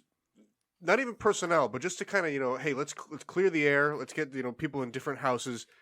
To me, I think that would be the move. Now, I don't know all the hardware that comes with it. Like, I don't think it can just be a Simmons, Tatum straight up. I don't have that type of, knowledge. I for some reason, Simmons' name carries a lot of weight. I don't necessarily see it all the way, but you guys know better than I do. I think whatever trade it's because he's young. Whatever trade occurs, I think it's multiple pieces on both ends with them being the centerpiece, with Simmons being a centerpiece. So you think it's Celtics? I think Boston would be a logical choice. The most realistic trade package would probably be something around Marcus Smart. Well, no, they already said Jaylen Brown's part of it. Or it's not. No, I know. I'm just saying, like, in my perspective. That's why I don't think the Celtics make that trade. It's no matter what, Brown would be... The Sixers want Brown, or they're not trading with the Celtics. No, I know. So it wouldn't be around Marcus Smart. What do you think, Kyle? What do I think? Yep. Where do you think? What team do you think gets him, and for what relative package? Sacramento. Okay. And something like Marvin Bagley and Buddy Hield. It's been noted that Ben Simmons wants to go to California, and nothing better to do to him, like as a Sixer organization member, to send him to Sacramento. Two guys that don't want to be in Sacramento anymore.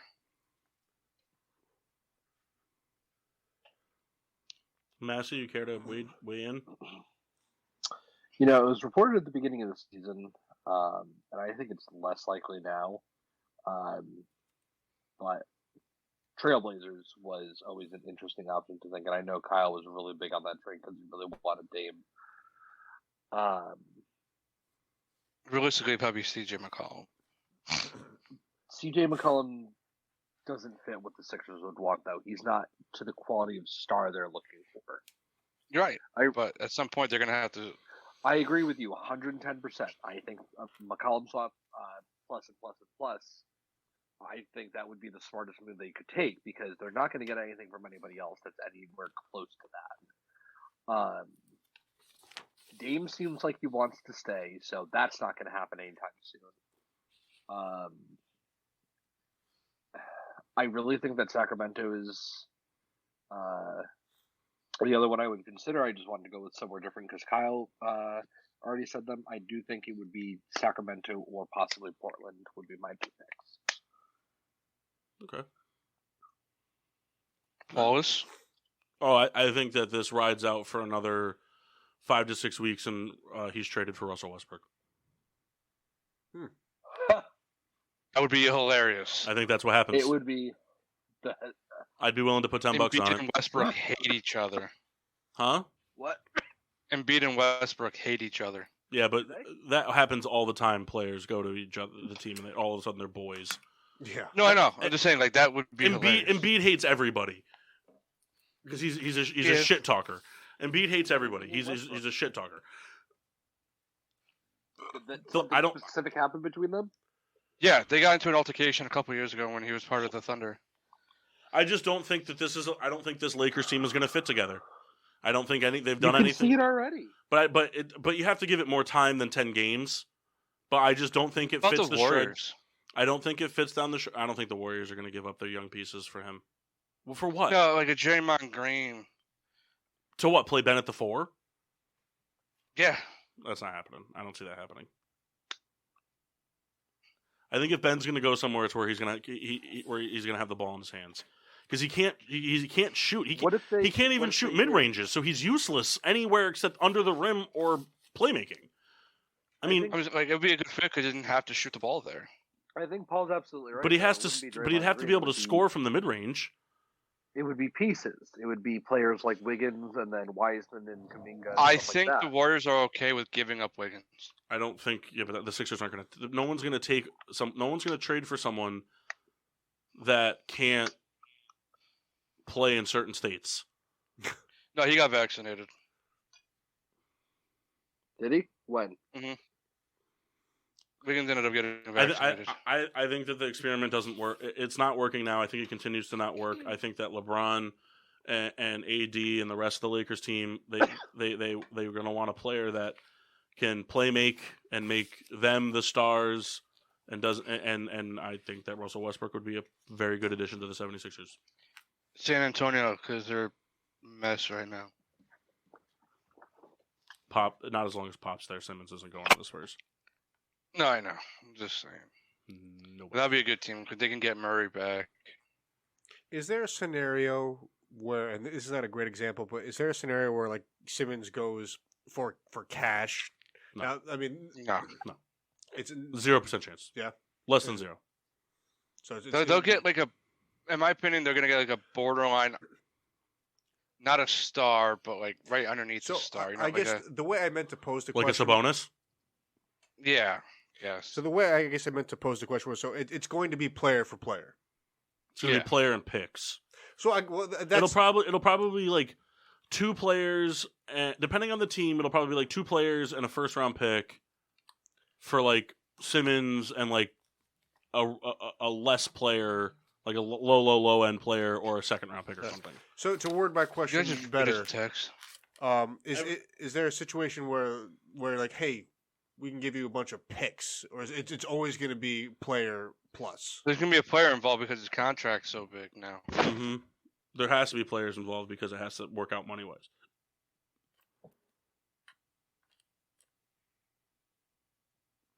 So, Simmons signed an extension like a year and a half ago. I'd say what the Sixers have just such an interesting like story arc about just everything. Yeah, it's just nothing was how it was expected to play out. Nope. For right or wrong, it's just it goes to show you that nothing is. Imagine if they drafted Tatum, things would be different. Alexander Ovechkin just became number 4 alone all time on the goal scored list with 741. How far is it away from? About $1.50. Right. Wayne's just. I hope under you guys 9. should hear those. Wayne's just under 9. He's at like 891 or something like that. You think Ovechkin's got enough time to do it or no? Well, I mean, it depends how long. Really, it depends on how long the Capitals can be good. Because I mean, realistically, if he scores 40 goals this year, he would be like 3 seasons away from it. I mean, he could do it.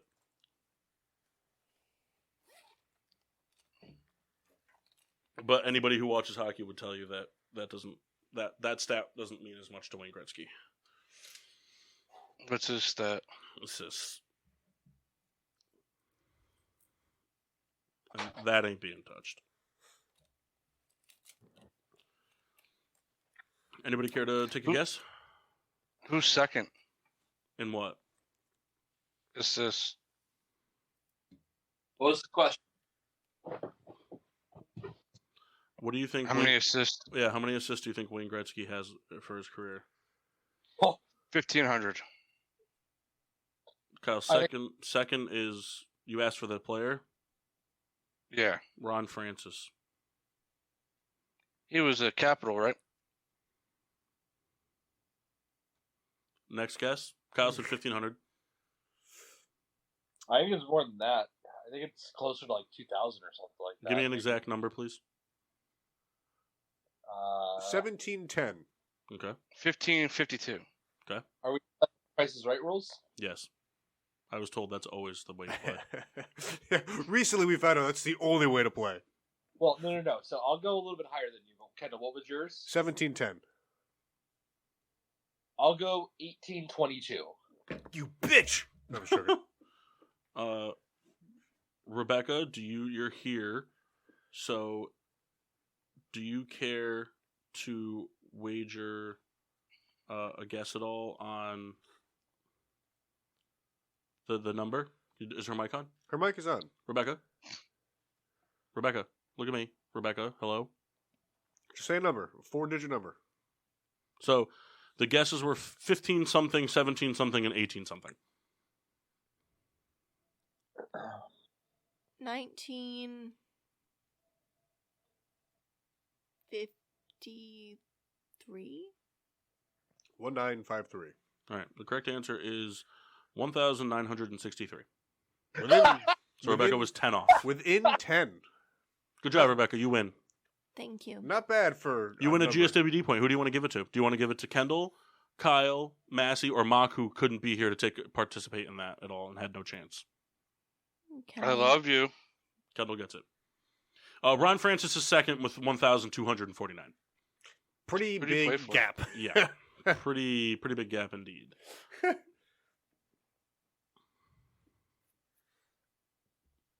So there you go. There you have it. And no, Kyle, to answer your question before, no, he was not a Capital. What team did he play for? He played for 4 teams. All of which What was he were most known capital. for? Huh? What was he known for? Come on, man. You should know this.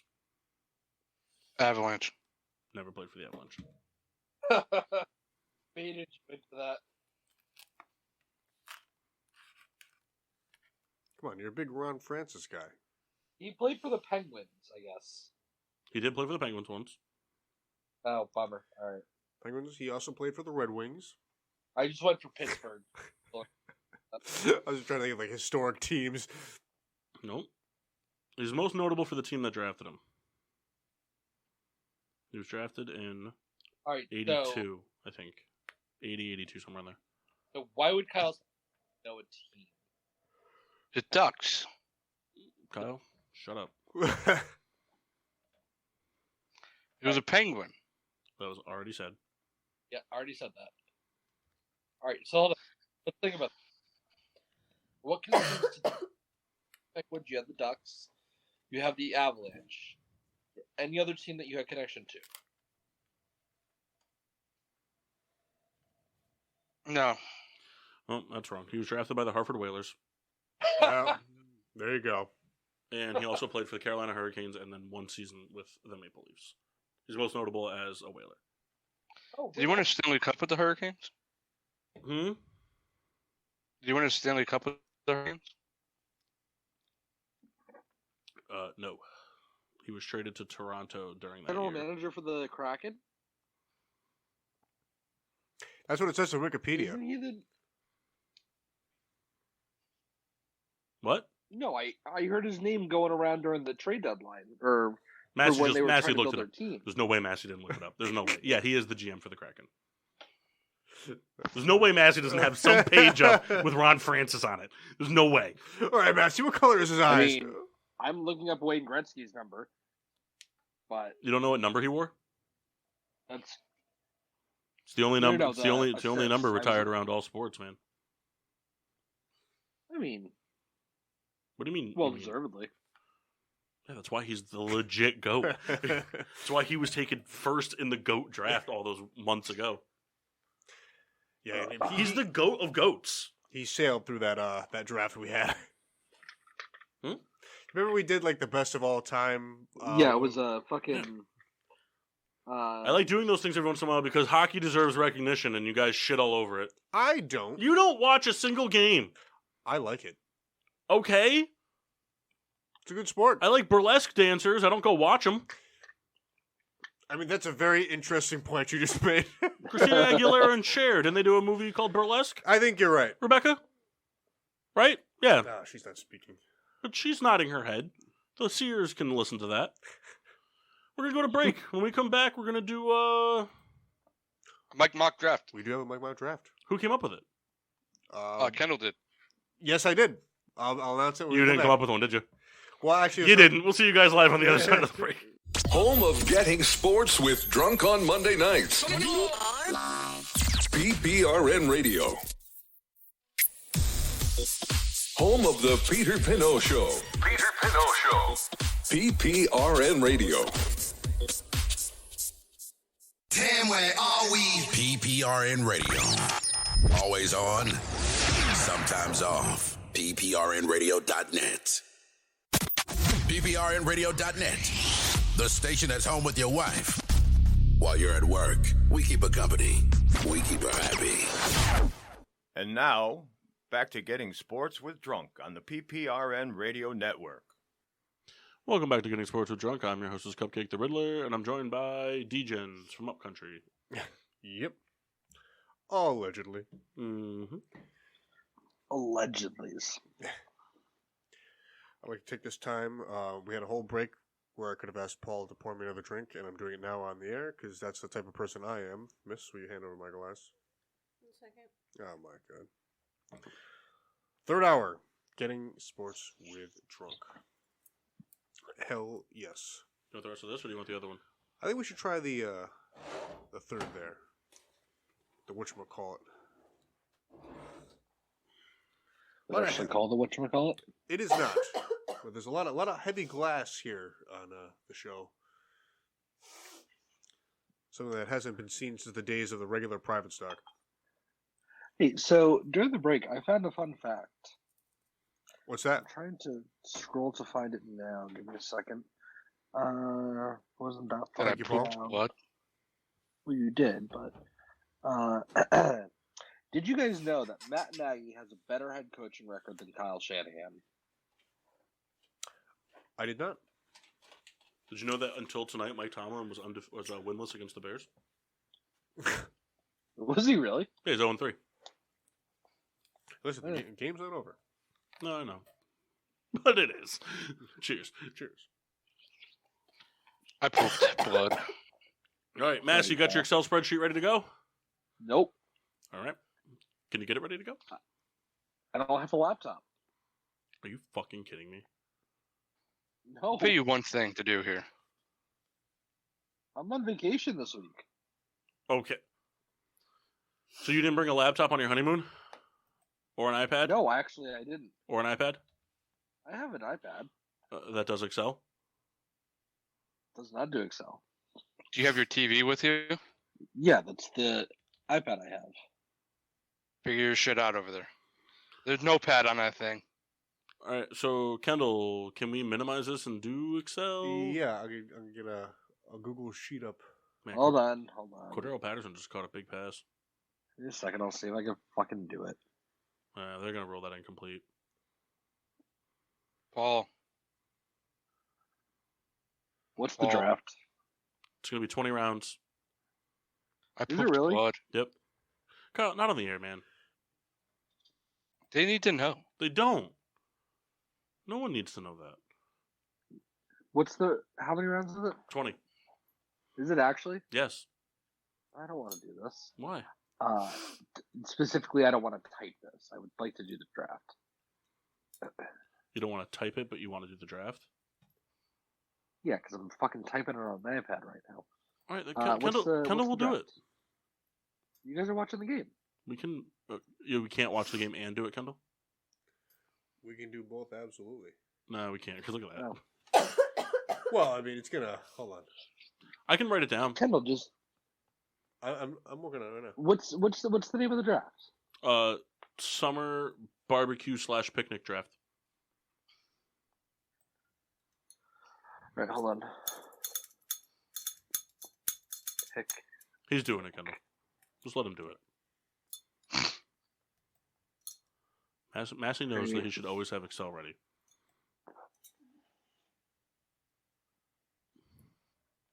So it's obviously, I usually do the side-by-side screen, but because there's two screens, it's defaulting over to this side. Don't worry about it. All right, talk about something for a minute. I'm gonna.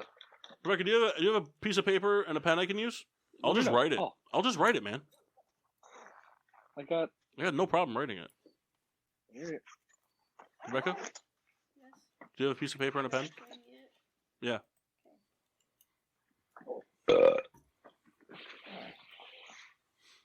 just like a blank one-side piece of paper. Can I have it back when you're done? Yes. Okay, because it has a thingy in it. Is it going to matter that I'm writing on it? No. Okay. It's just for my own personal records. Preferably not like a pink or something, or like a yellow, like something like dark that I can read. Just regular color, please. Sorry, I would have brought more things. I didn't know Massey was on vacation this week. Cosmo, up. Oh, this fucking pen. Cosmo! Up. Hi, Cosmo! This fucking pen. All right, we need a random order though. I can do Ready. that. Yes, I see the dog. You're gonna fall. You're gonna fall. Highland Elementary. It's a Kevin Nash song. What's your mascot? This is not where I teach. This is a tiger. I know, but what's your mascot? Gator. Oh, that's cool. Yeah, it's green. What's Amelia's? Like a hamster or something, right? So our order was exactly how I typed it. All right, so the order is Paul, Reed, Massey, Kyle. and Mock. Hello, I'm Mock. Nope, you're not playing. You are actually nope. All right, so it's the summer picnic / barbecue draft, 20 rounds. We're going big draft. We're gonna do it for the whole hour. So basically, it's anything that flies for a summer barbecue picnic type thing. Games, toys, activities, food, attire, whatever. I could play. Uh, It's fine. Well, I mean, do you want to? All right. I was You're just gonna go last. You got to talk into the mic though. Oh, well, when it's my turn. No. All right. All right. So I'm up first. You're your first pick. All right. First pick. I'm going with the classic. Taking hot dogs off the menu. Nice. Okay. All right. Kind of same thing. I got to protect home field here. I'm taking beer. Bummer. I was hoping it was going to make it to me after Paul didn't take it. Massey? I mean, I guess I'm going to go just classic and go with burgers. Yeah, I didn't think that was coming back to me. Souls? Whoppers I'm are available. What? Whoppers are available. Summer Whoppers. Barbecue, I'm going to go with cornhole. Cornhole? It's a good pick. Big game off the table right there. Rebecca, you have back-to-back picks. Ladder ball. Okay. Is she actually picking? Yes. She is. Staying on the game train. Watermelon. Solid picks. Solid picks. Souls. Um, Can you put the game back on, man? Oh, sorry. Or we can look at them. I'm fine with that. I don't care. It's up to you. No. It's the spreadsheet's not going up. I don't care about them. Yeah. Field goal, baby. Oh. no, you said we're doing everything? Yeah. Well, so here's the thing. If you say something and someone disagrees with it not being, like, fitting in the category, we can take it to a vote. All right, what about grill? Yeah. It's like a barbecue grill. Yeah. Like as it just is, the grill. Yeah, you need a grill for a barbecue. I guess. Yeah. I can't dispute that. No grill, your barbecue's done. That's not true. Fire pit, baby. Yeah, true.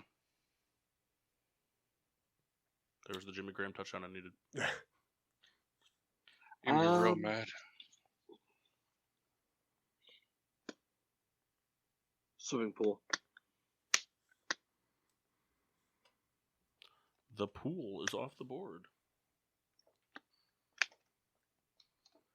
All right. I think this game is really far behind.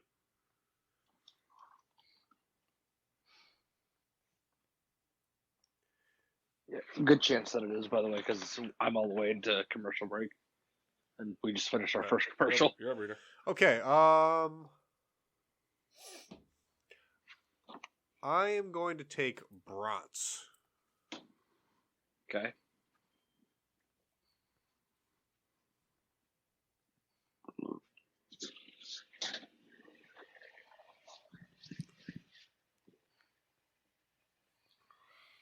All right. So, some of So my today I picks learned that my taken. father-in-law keeps Twinkies in the freezer. That's hilarious. Yeah, that is an interesting move. Hey, I'm gonna congrats, try Paul. that. For what? Paul beat the shit out of the Nets. But it seems like one of us is a Nets fan. I know. No, I was just saying. That's fine. I'm sorry. I didn't need to be like mean. All right, we're trying this frozen Twinkie while Paul is thinking. Yeah, all my picks got taken.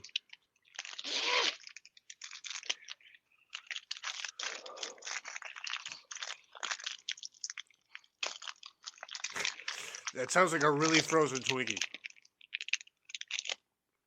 Pretty fucking frozen. This is terrible. Good. All right, I'm gonna go first pick. I'm gonna go with horseshoes. Nice.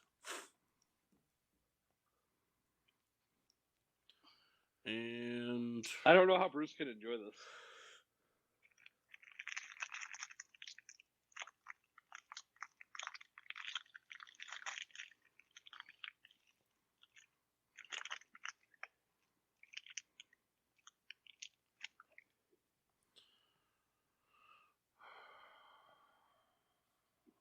fireworks. Nice. Okay. I was sort of thinking fireworks. Was like, yeah, I feel like that could wait, but it's a good pick. Good pick, man. I'm all in. All right.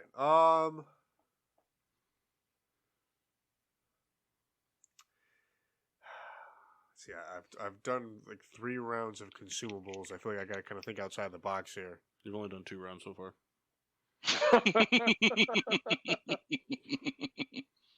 He's right. So I can afford to do 3 rounds of consumables. We're taking potato salad, baby. God damn it. Give me potato salad. Show me potato salad. Ah, you're right. You dirty fuck. All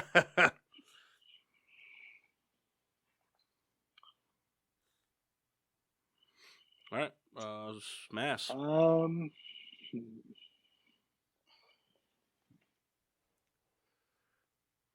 gonna take the fire pit. That's a good pick. That's another one I was kind of sitting on. Damn.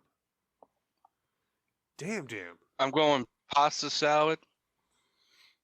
Also a good pick. Rebecca, back to back. Soda. Okay. And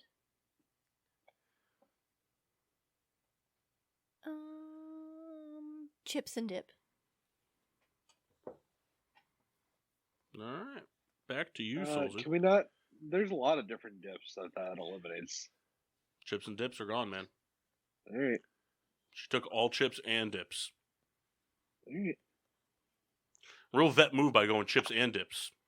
Yeah. There's plenty of items out there. I'm Man. up. You're up, man. I'll go with the pig. Oh, the whole hog. Roasted pig. Yeah, I think that's just usually ours, but whatever. Still solid. Massey. Deviled eggs. Yeah, that's a Riddler favorite. Yep. Could eat more deviled eggs than anybody. Paul farts pretty hard after those. I can eat more deviled I know eggs. first-handed. I'm willing to bet that After Thanksgiving last year, I thought I died. I'm willing to bet that I can eat more deviled eggs than Massey and Mock combined. I would love to take on that bet. I'm in. We should do. My record is food challenge. 58. It's pretty good. That's the most I've ever eaten in one day. It's 58 deviled eggs. Over the course of how many hours? 5. I could do it. All right. I might not be able to go much past that, but I could get there. My pick? Hmm? I will take Jello shots. Classic Kendall going for the drunk party. Yep. Gotta play to my strengths. And also playing to my strengths, I have Beer to pee. shots. I'll be 2 seconds. Does anybody else think Kendall needs help? I'll wait till my pick. I got my back. No, I'm waiting for you. Go. Should I pick real fast and make it all have to wait for him? Yes. Be very fast. Be very fast. Hey, Kyle, DeMar DeRozan's been pretty good. Yeah, he's very good. Yeah, you were one of the people that said it didn't fit. Did I? Yeah, you did. You said you hated it. I don't think I did. You did. Sure that I heard you say that too at one point. No, I said that. I reported that's what everybody else said that it didn't fit. I said I didn't know how it would fit. Anyway. Sucker. Bitch. So was that roughing the passer, Paul? I don't know. Were you not watching it? I'm kind of like in and out because I'm trying to do this. There you go. It definitely wasn't fucking personal foul call, I can tell you that. It certainly deserved to be called more than the one on Aaron Donald last night. Does it? Kyle, he tapped him in the fucking shoulder. Shoulder, neck, I'm and head talking area. about the TJ Watt one. Kyle, there hasn't been a flag against you guys all night. Shut up. I'm on your side in this one. No, you're not. I literally said it shouldn't have been called. No, you didn't say that. I didn't say it, I meant it. No, you didn't. All right. All right. Love it. I'm gonna go with. Slip and slide. Kendall's back now. You're going to go with what, Paul? I'm sorry? The slip and slide. Ah, good pick. Yep, I'm gonna go slip and slide. Slip and slide's awesome. Big fan of slip and slide. And I'm gonna go with barbecue chicken. That's a good pick, Paul. That's a good pick. Thank you, man. Very good pick. Read it. Okay.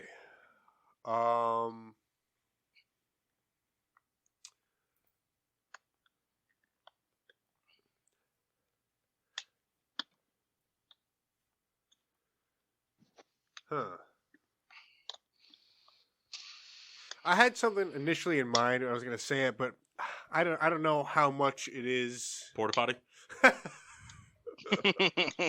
That's very funny. Yeah, now that I put it in everybody's head, Kendall's going to take it soon because he feels like if he doesn't, he won't get it. Well, you know what's funny? That was never a thing that crossed my mind until the Jankowski parties where there was a porta potty in the driveway, which was an amazing feature. All right, I'm just going to take it because I've seen it at a bunch of parties. Porta potty. Yeah. Big fan of that dessert. It's like the dirt cake, or whatever. It's dirt. The Just- multi-layer. yeah, it's just dirt. Yeah, whatever. It's like called. devil's food cake kind of thing. Yeah. Just dirt. Yep. All right, Massey. You know, Paul sent me into a real panic when he made his pick. But I'm going to go ahead and take the other version of that. I'm going to take fried chicken. Kendall, All right. Kendall very fastly realizing he took his consumables too early. Yeah, I think I'm going to stay consumables the entire route here. 20 rounds. Beer, Jello shots, and food. Everyone's just coming and eating. No one's doing anything. I'm taking. My kind of party. So this is a personal favorite at my party: the Hawaiian rolls. Yeah, those are good. I'm just gonna give you rolls in general. Rolls in general. Rolls in general. Yeah. All right. I'm not gonna sit here and be fucking finicky about rolls. If I gave Rebecca all chips and dips, Right. I'm not gonna be like, well, Kyle said Hawaiian rolls, so I want pumpernickel rolls. Right. Rebecca, back to backers. Brownies. Okay. Okay. And daisies. Sparklers. I would argue that those are different, so. Yeah, I gave her sparklers. Those aren't fireworks. Fireworks are for adults. Sparklers are for dumb fucking retards and kids. Same thing. Solzy, you're up. I'm gonna go with ribs. Okay. So special.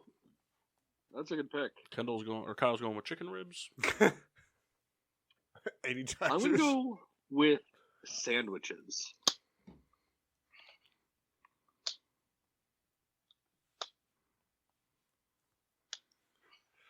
All right, I'll take cigarettes. No, I'm just joking.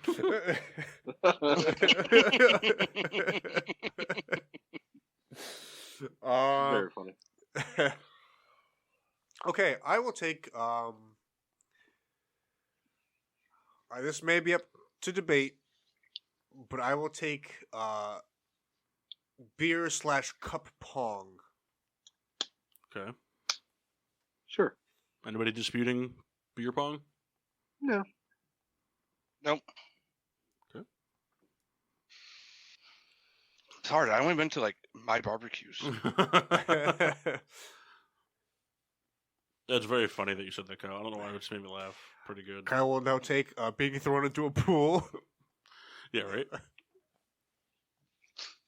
Because like we don't really normally have like fried chicken and shit at our barbecues. It's a pretty standard Yo, menu. Paul. Yo. Look up Hawaiian roll Cuban sliders when you get a chance. Yeah, I've seen those. Are they any good? I've never had them. I'm not at home just making Cuban sliders. Sounds good though. All right. I have been eating. I've been using the Hawaiian hamburger rolls though. Those are pretty good. Hawaiian makes a good brand. Yeah. Who's up? Me, I'm thinking. You. Oh, okay. Can you come and give me a beer? I would love to, but I cannot.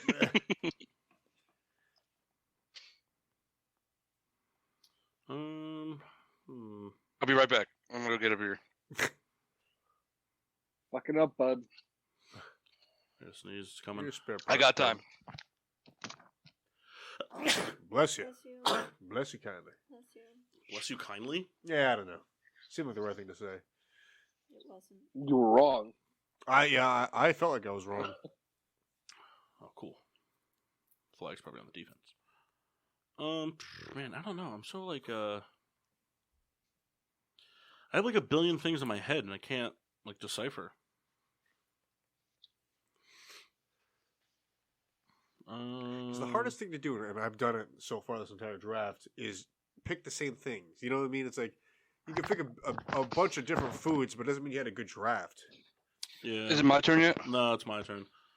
I'm gonna go back to back activities, even though I got like 2 already. I'm gonna go with bocce. Ah, man. Good pick. And I'm gonna go with super soakers. What's that? Water guns. Serious? Okay. Yeah. Man, I slept on the bocce. Damn it. All right. He missed an extra point. He sucks. Mario's everyone patting him on the head like he did a good job. He fucking missed an extra point. Don't pat him. Shame him. It's one of the 2 things he's paid to do. 3 things. He still got a concussion. No, he doesn't. Then if that's the case, then the Steelers are going to lose a lot of first-round picks. And you guys need those because outside of the first-round picks, it gets a little dicey. Paul. Yeah. What are the 3 things they're paying him to do? Field goals, extra points, and kickoffs. I was thinking more kick it long and then kick it between the pointy things. I mean, like, yeah, if you've never seen football before, I guess that's a good way to say it. Okay. Because there's times where you need to kick it long in between the pointy things and times when you want to kick it long and not between the pointy things. I will take... So that's Justin Tucker. Yes. I'm going to take music. All right. Lame pick. I agree. It just goes to show that you can't hold a conversation, you millennial. I'm just anyway, saying. Moving on to Massey. I'm just saying. No defense. Good No defense. Background noise. Yeah, it's called kids screaming, having fun, and people talking. And music. Where did I cut out? Massey, you're up. Where did I cut out? Didn't what? Kendall took music. Oh, you fucking bitch face. See, it's a dumb pick I anyway. thought it was a good pick. It's a dumb pick. It's background noise. Oh, fuck you, Kendall. I'm so mad at you right now. If you're outside All having a good time, you don't need music. Listen. Massey's going to take TV now. PBS Kendall, I can't programming. believe how fucking mad I am at you right now. Yeah, I mean, I don't know. You're a piece of shit. Well aware. I'm the best at it.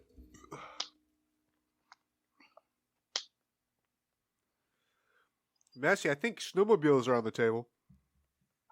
I'm gonna take baked beans. Good pick. Beans. Good pick. Beans. Soulsy. I'm taking pulled pork. Oh, doubling down. It's a very savory thing you got going on here. So far, Kyle's got cornhole and food. Which it's better than Kendall's. I was worried about me. I should just go back to food, honestly. Kendall's is just people listening to music and eating food. I'm just souring my draft. Rebecca, you got back-to-back. Food is coming back to me. Wiffle ball, Okay. ice cream. 2 good picks. What'd you say, wiffle ball? Yep. Yeah, and ice cream.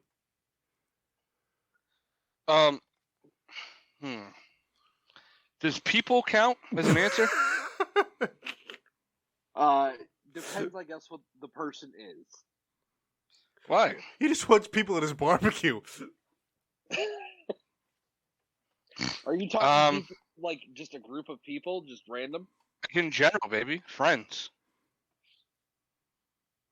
It's abstract. You need I'll take it. You need friends on your barbecue. I'll take it. Because you could have, like, a shitty barbecue that you don't want to see anybody at. Paul? I mean, I'm gonna say no. I'm gonna say no because I feel like friends and kind of it's like tables and chairs where it's kind of just implied. Like otherwise, you're not having a barbecue. So you're just saying like Kendall's sitting outside with a bunch of potato salad and dirt and listening to music, which does occur, but I don't call that a barbecue. All right, fine. You think Massey's Massey's sitting in a pool just eating deviled eggs and fried chicken? Yes. Oh, yeah. No, I don't think that. I think an audience is part of it. Okay. All right. I'll re-answer. So you sacrificed your pick. What? You get an NA. It's not applicable, man. All right, Massey. The Frizz King Jam. No, it's not. You're off the list, dude. You wasted your pick. That's bullshit. All right, Kyle's taking Can Jam. Massey? I'm going to take balls, plural, like any throwable object. Not specifically a game like wiffle ball, but just like a wiffle ball or a football or a basketball.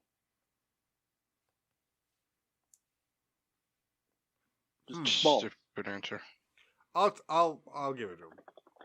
So he's taking basically all sports off the table, except for no, wiffle. not necessarily. Except for wiffle no. ball.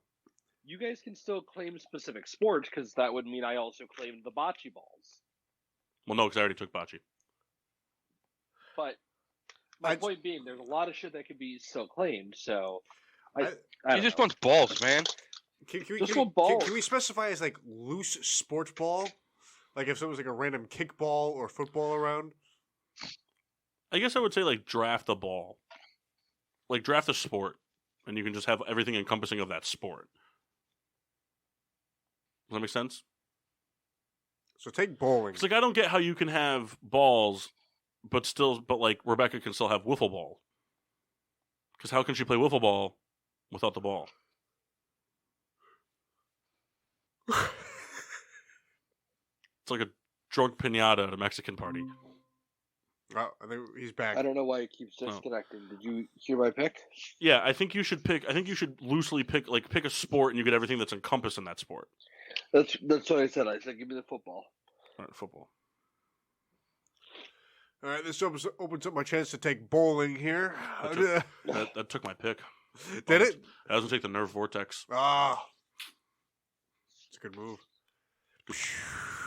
That's not what it sounds I like. can't get high pitch like that. Sounds like at all. But you knew what I was trying to do. All right.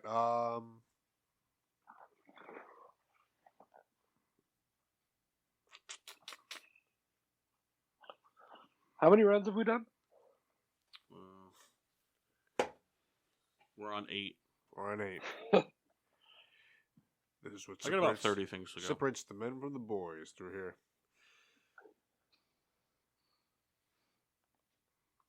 You're gonna pick, Reed? I am. Today? Yes. I'm going to take stuffed breads here. All right. It was a panic pick. It was a bad pick. All I can think about is food all the time, anywhere. Okay. Sorry, itching my eye. I'm gonna take apple pie. Okay. 2, 3, 4, 5, 6, 7, 8, and then I'm going to take football cornhole. I don't know what that is. Is it just what it sounds like? It's like a foldable chair that has a hole in the middle, and there's field goal posts like on the back of the chair, and it's you play football and you kick field goals and try to throw touchdowns. It's a lot of fun. Interesting. Okay. It's a lot of fun. Right, Kyle? It's very fun. No. I thought I got everything. You don't use the football. What do you use? You use cornhole bags or bean bags. My pick. Okay. Were water balloons selected? Nope. I will take those. Okay.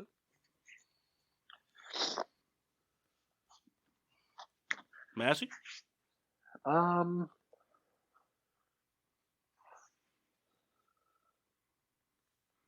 gonna take cards.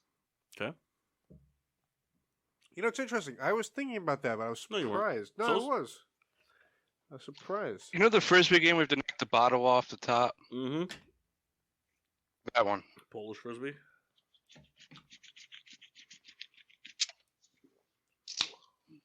All right. Rita, back to backers.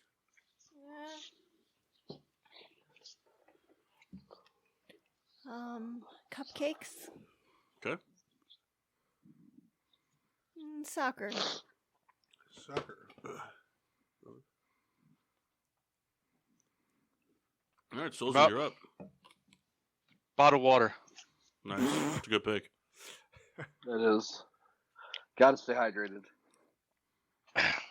Massey. Ladder ball. That's already been taken. Already picked. That was a first round pick. Was it really? Yep. Whose? Rita's. Oh, good for you, Rita. Thanks.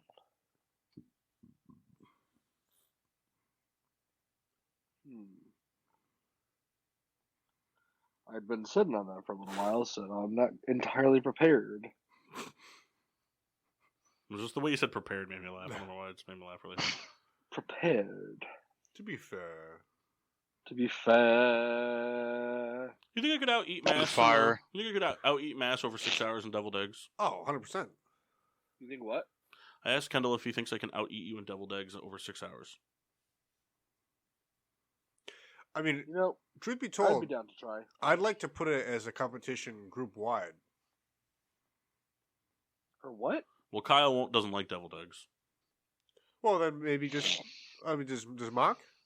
I don't think so. Well, maybe just me and Massey. Mock likes it. Does he? Oh, there we go. Kyle can be the judge. You don't like him, Kyle? Kendall? No, I do. You can't be part of it. Oh.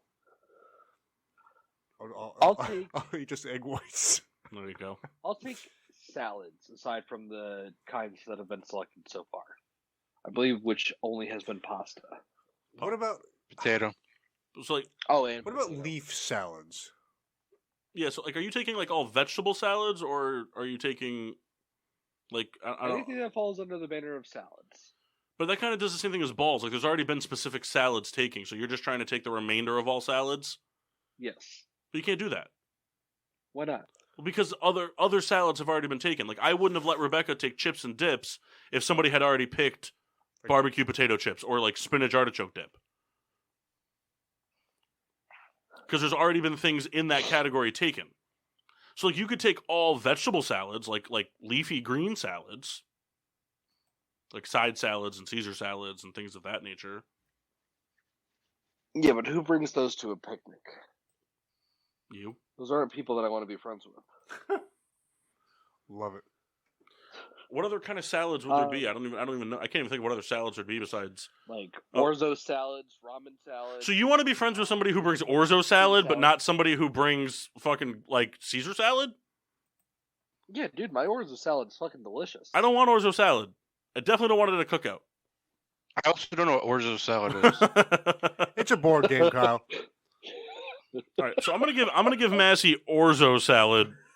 No. I'm gonna give him orzo / ramen salad. No.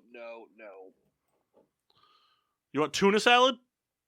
No. Or it's not tuna salad. Yeah, tuna salad. Tuna salad's his thing. No. You could take all leafy green salads. Wrap that right up. Give me juices. Juices? Like lemonade, sangria. No, he's talking about meat juices. Ugh. Well, I immediately thought that. The juice from a hot dog. Oh my god, that's a bad hot dog. No, Nathan's juice. Hot dog flavor water. Nathan's have juice that come out of them when you cook them. I get what you're saying. I follow.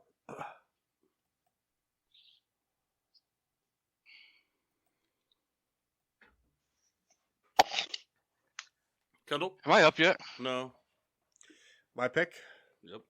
All right, well, it's only appropriate. I'm going to take shots of liquor. Such an alcoholic. Had to make sure that I didn't lose that one. Liquor. I'm going to go with corn on the cob. Oh, good pick. And macaroni and cheese. Also a good pick. How did that last this long? It's hard, man.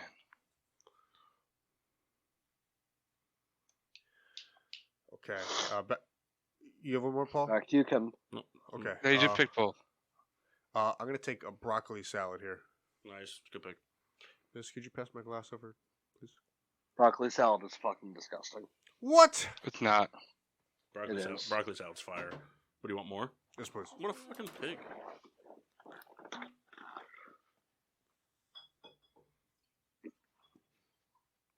Broccoli salad can go die in a hole. How could you say that, Mess? With a straight face and the most conviction I've ever had in my life. So what is it about You want broccoli? I'd rather go to bed hungry than eat broccoli salad. I just don't see it. Yes. Massey, you're up. I'm going to go ahead and take cornbread. I feel like you're starting to stray more towards like barbecue from Tennessee. No, I'm just kidding. I'm going with sauces, like barbecue sauce, ketchup, mustard. It's called condiments, fast food guy. Yeah, condiments. Guy comes out and calls them sauces. All right, I'll take the aiolis next. Yeah. I guarantee you it's because he was reading off a list. I'm taking barbecue, ketchup, marinara, Prego, Alfredo. I promise you I'm not.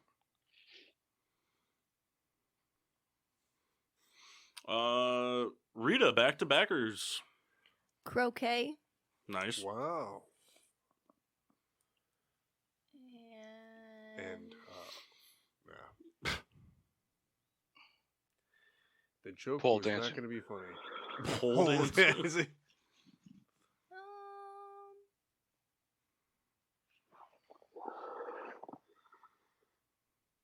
I've been to picnics where there's like a donut on a string.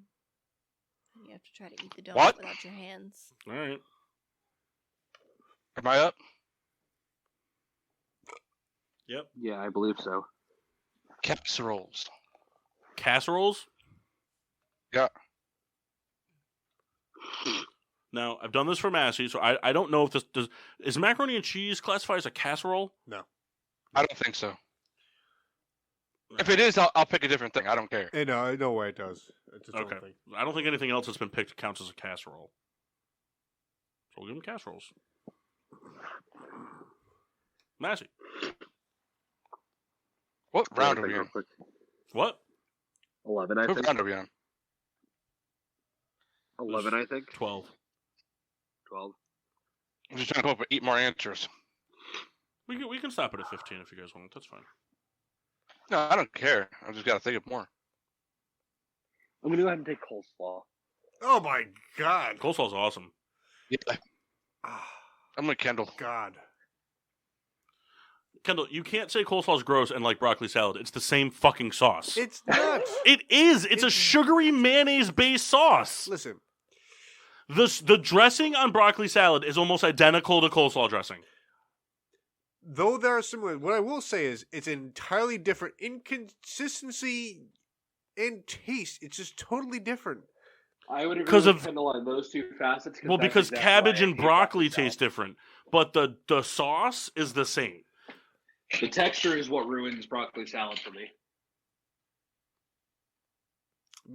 At least the I'm with broccoli Kendall on this. has a like a dense form. I don't know. All right, whose pick? Readers. My pick. Hmm. I'm gonna take a catfish here. No, I'm sure. You've never even had catfish. I have, but just once. Let's see.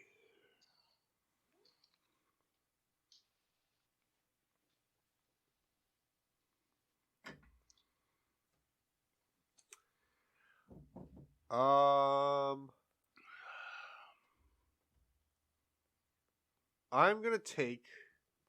I said, buy myself time here. And fumble right into the kicker's hands. Man, you guys are just getting all the turnovers right into your fucking shitty players' hands. Kicker was falling to the ground and the ball just bounced right into his hands. That's so funny. What are you taking? All right. I'm going to take.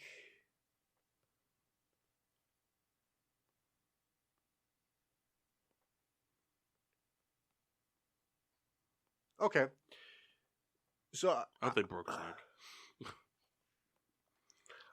I picked one of these already, and I'm just gonna wipe out the rest of the round, I guess, unless it's not gonna work. I'll take drinking games.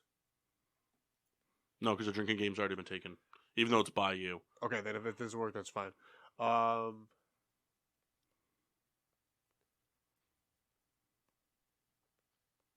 I'm gonna take then.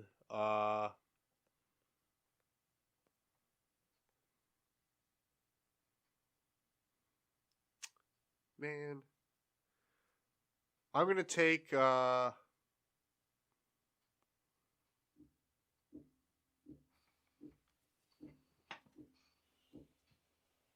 Come on, you're killing the radio silence here. I know.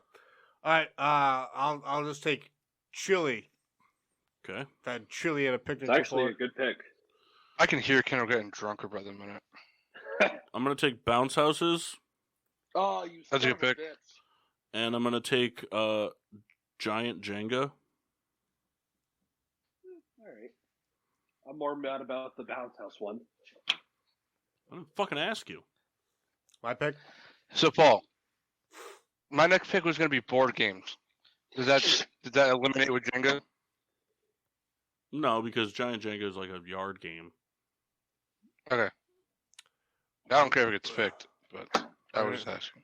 I'm gonna take sprinklers. Okay, sprinkles. Sprinklers. Yeah, sprinkles. I heard you. I thought they got picked already. No, No, sprinklers. sparklers got picked. Sparklers and slip and sleds. And he took sprinkles, which aren't even in that category. He's talking about like ice cream. No, I'm talking about the jump through water toys. Why would you Yeah, jump through that's what water he said, while you're eating sprinkles. sprinkles? Well, to get the flavors. So I'm taking sprinkles and sprinklers Massey? as a combo item.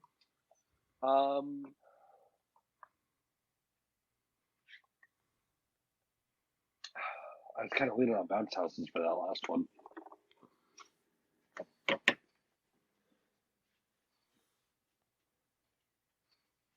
I'll go with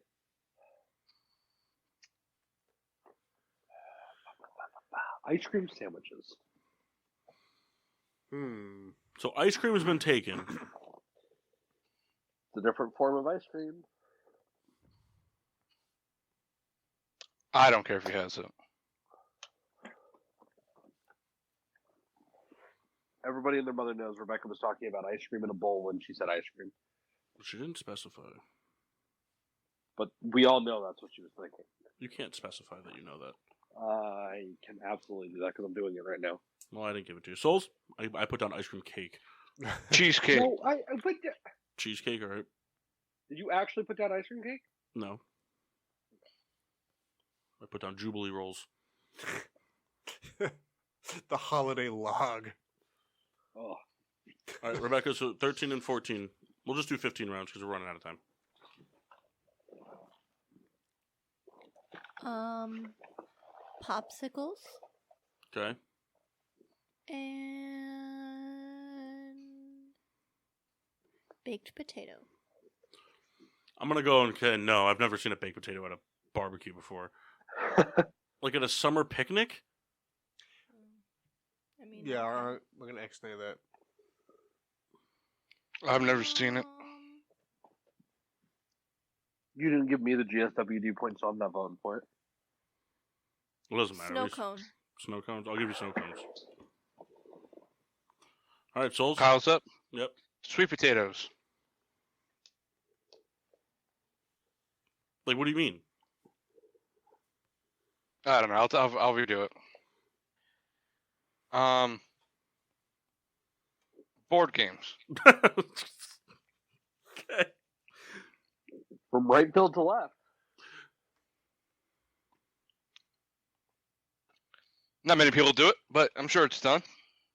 No, I've seen board games at picnics and like barbecues and stuff. Yeah. Massey. All right. Ice cream cakes it is. Yeah, Kendall. Brisket. Brisket? Yeah. Okay. Sunglasses. Kendall, you're a piece of shit, bud. Hey, listen, they're there.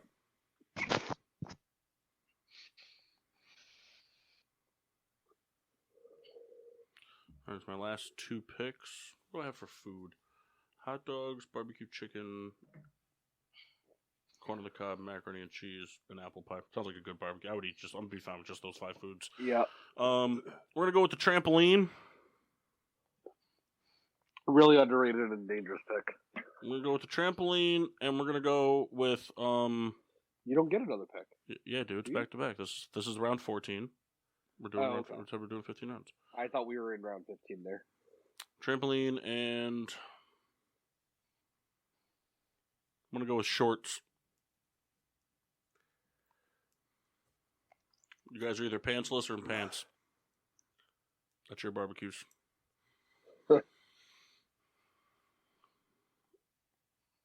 Kendall, you're up, drunkie.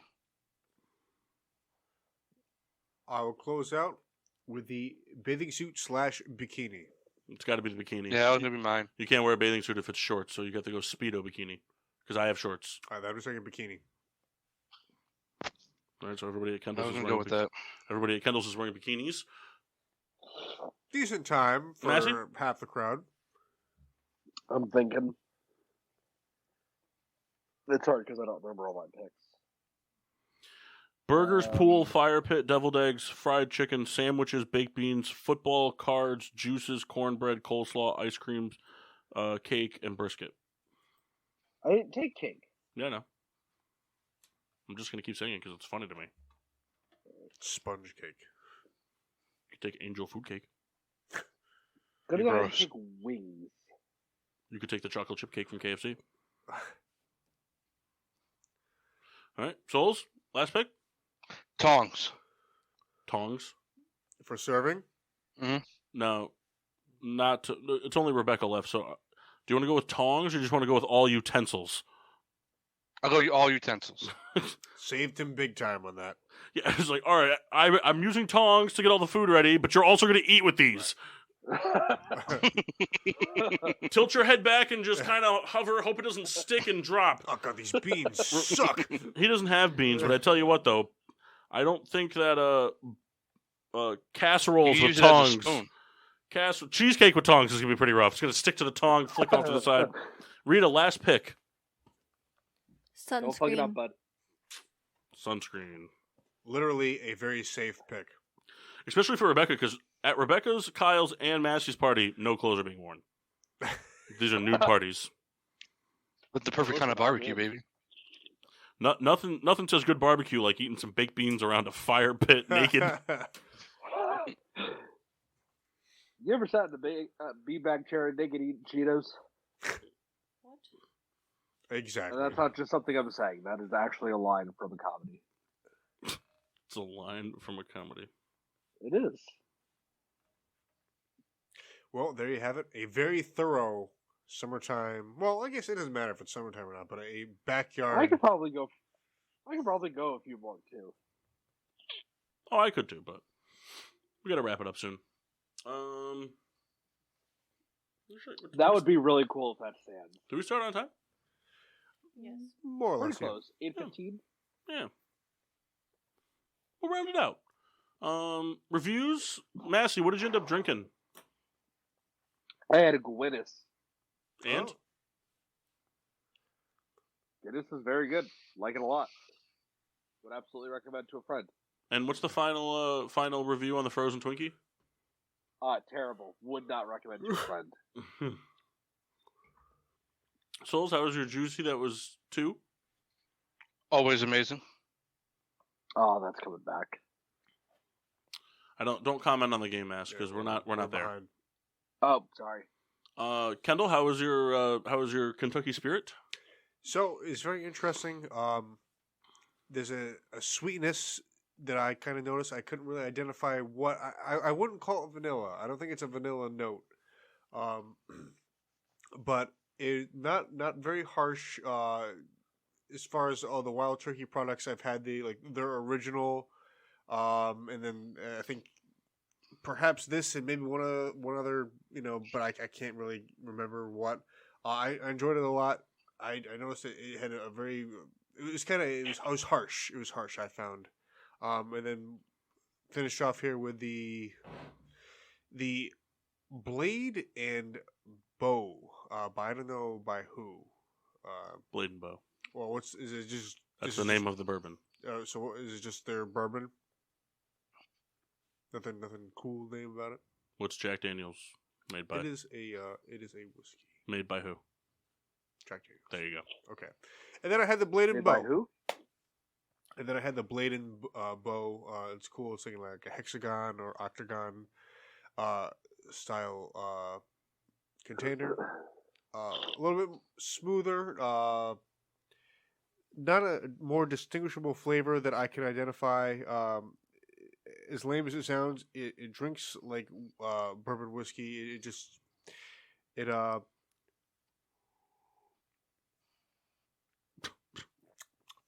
You okay there, Kendall? Gross! Don't do that in the mic. Well, I was just trying to. It's so gross. Yeah, I swished it around.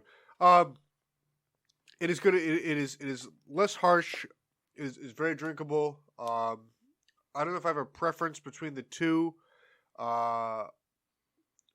For whiskey drinkers, bourbon drinkers, I give the Wild Turkey a 4.3 out of 5. The Blade and Bow a 4.1 out of 5. All right. I didn't dive into the Blade and Bow, but the Kentucky Spirit, very sweet on the nose, no burn, kind of that like amber color.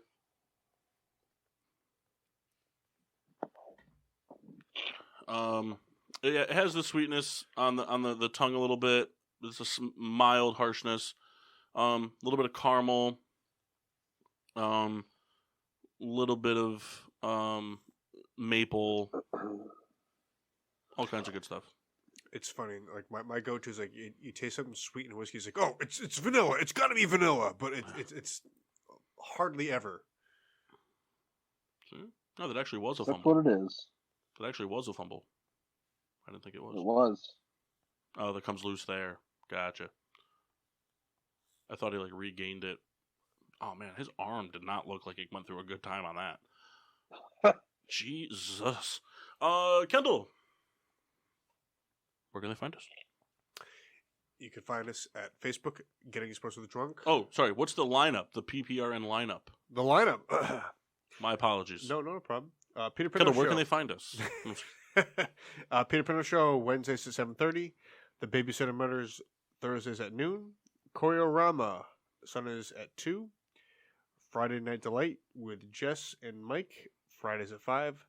Our show, 8-ish on Mondays. The Gray Area with Aaron Kinnard, Tuesdays at 8. Hell Effin' Yeah, Monday through Friday at 3 p.m. It's the Boo Show, Thursdays at 7. Metalocracy, Sundays at noon.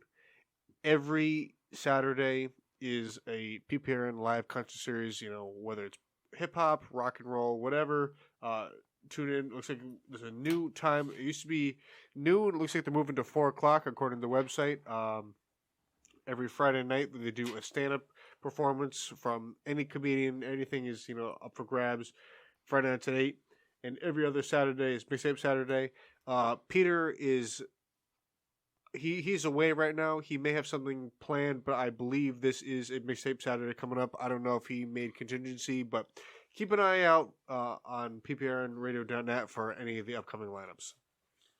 And they can find us on Facebook, Getting Sports with Drunk, Twitter and Instagram at GSWD_4. Make sure you use the hashtag GSWD for all your daily uses, whether it's making sure you get all the balls at a barbecue picnic or sipping on some fine Kentucky bourbon. We are everywhere.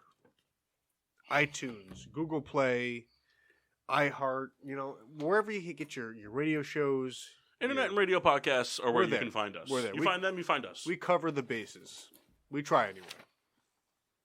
Yeah. Next week we've got a game show week presented by Souls. Sales. We're gonna have Don't Drop the Mic on, I believe. That's the Is that plan. confirmed? I will confirm with him, but I think that's the goal. And not Rita, I guess. Probably not Rita. I don't know. I don't know why she felt the need to say no. Well, She listen, could be there. they have an ongoing beef. Those two. Oh, do you? Oh yeah. They don't. It's a funny unspoken. Threesomes. You guys do threesomes with them? Him? Yeah, it's mostly that and like newspapers mostly, but I believe it. And then I don't know what we're gonna do, but we're gonna have the week after that's gonna be a fun week because it's the week before Thanksgiving. We'll do our Thanksgiving drink lineup. yes. Rita will be here for that one because Kendall's gonna need to ride home. Well, then he's sleeping at Peter's.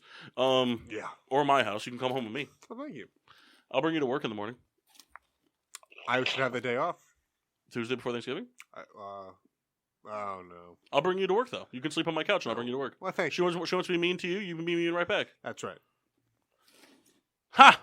Take that. And yeah, good stuff. And holiday seasons, we'll do some fun stuff, talk some other things, do some fun shit. Bingity bobbity boobity bape. Until then, I'm your hostess, Cupcake the Riddler. Nope. Nope. Souls. He was. Massey's gone. The Master Chris Massey. Oh. Is he back? I didn't hear Kyle say his name. Oh. Until then, I'm your hostess, Cupcake the Riddler. Nope. Nope. Souls. The Master Massey. And the Rat of a Red Baron. Yeah. Kendall's not the one who's drunk on the show right now.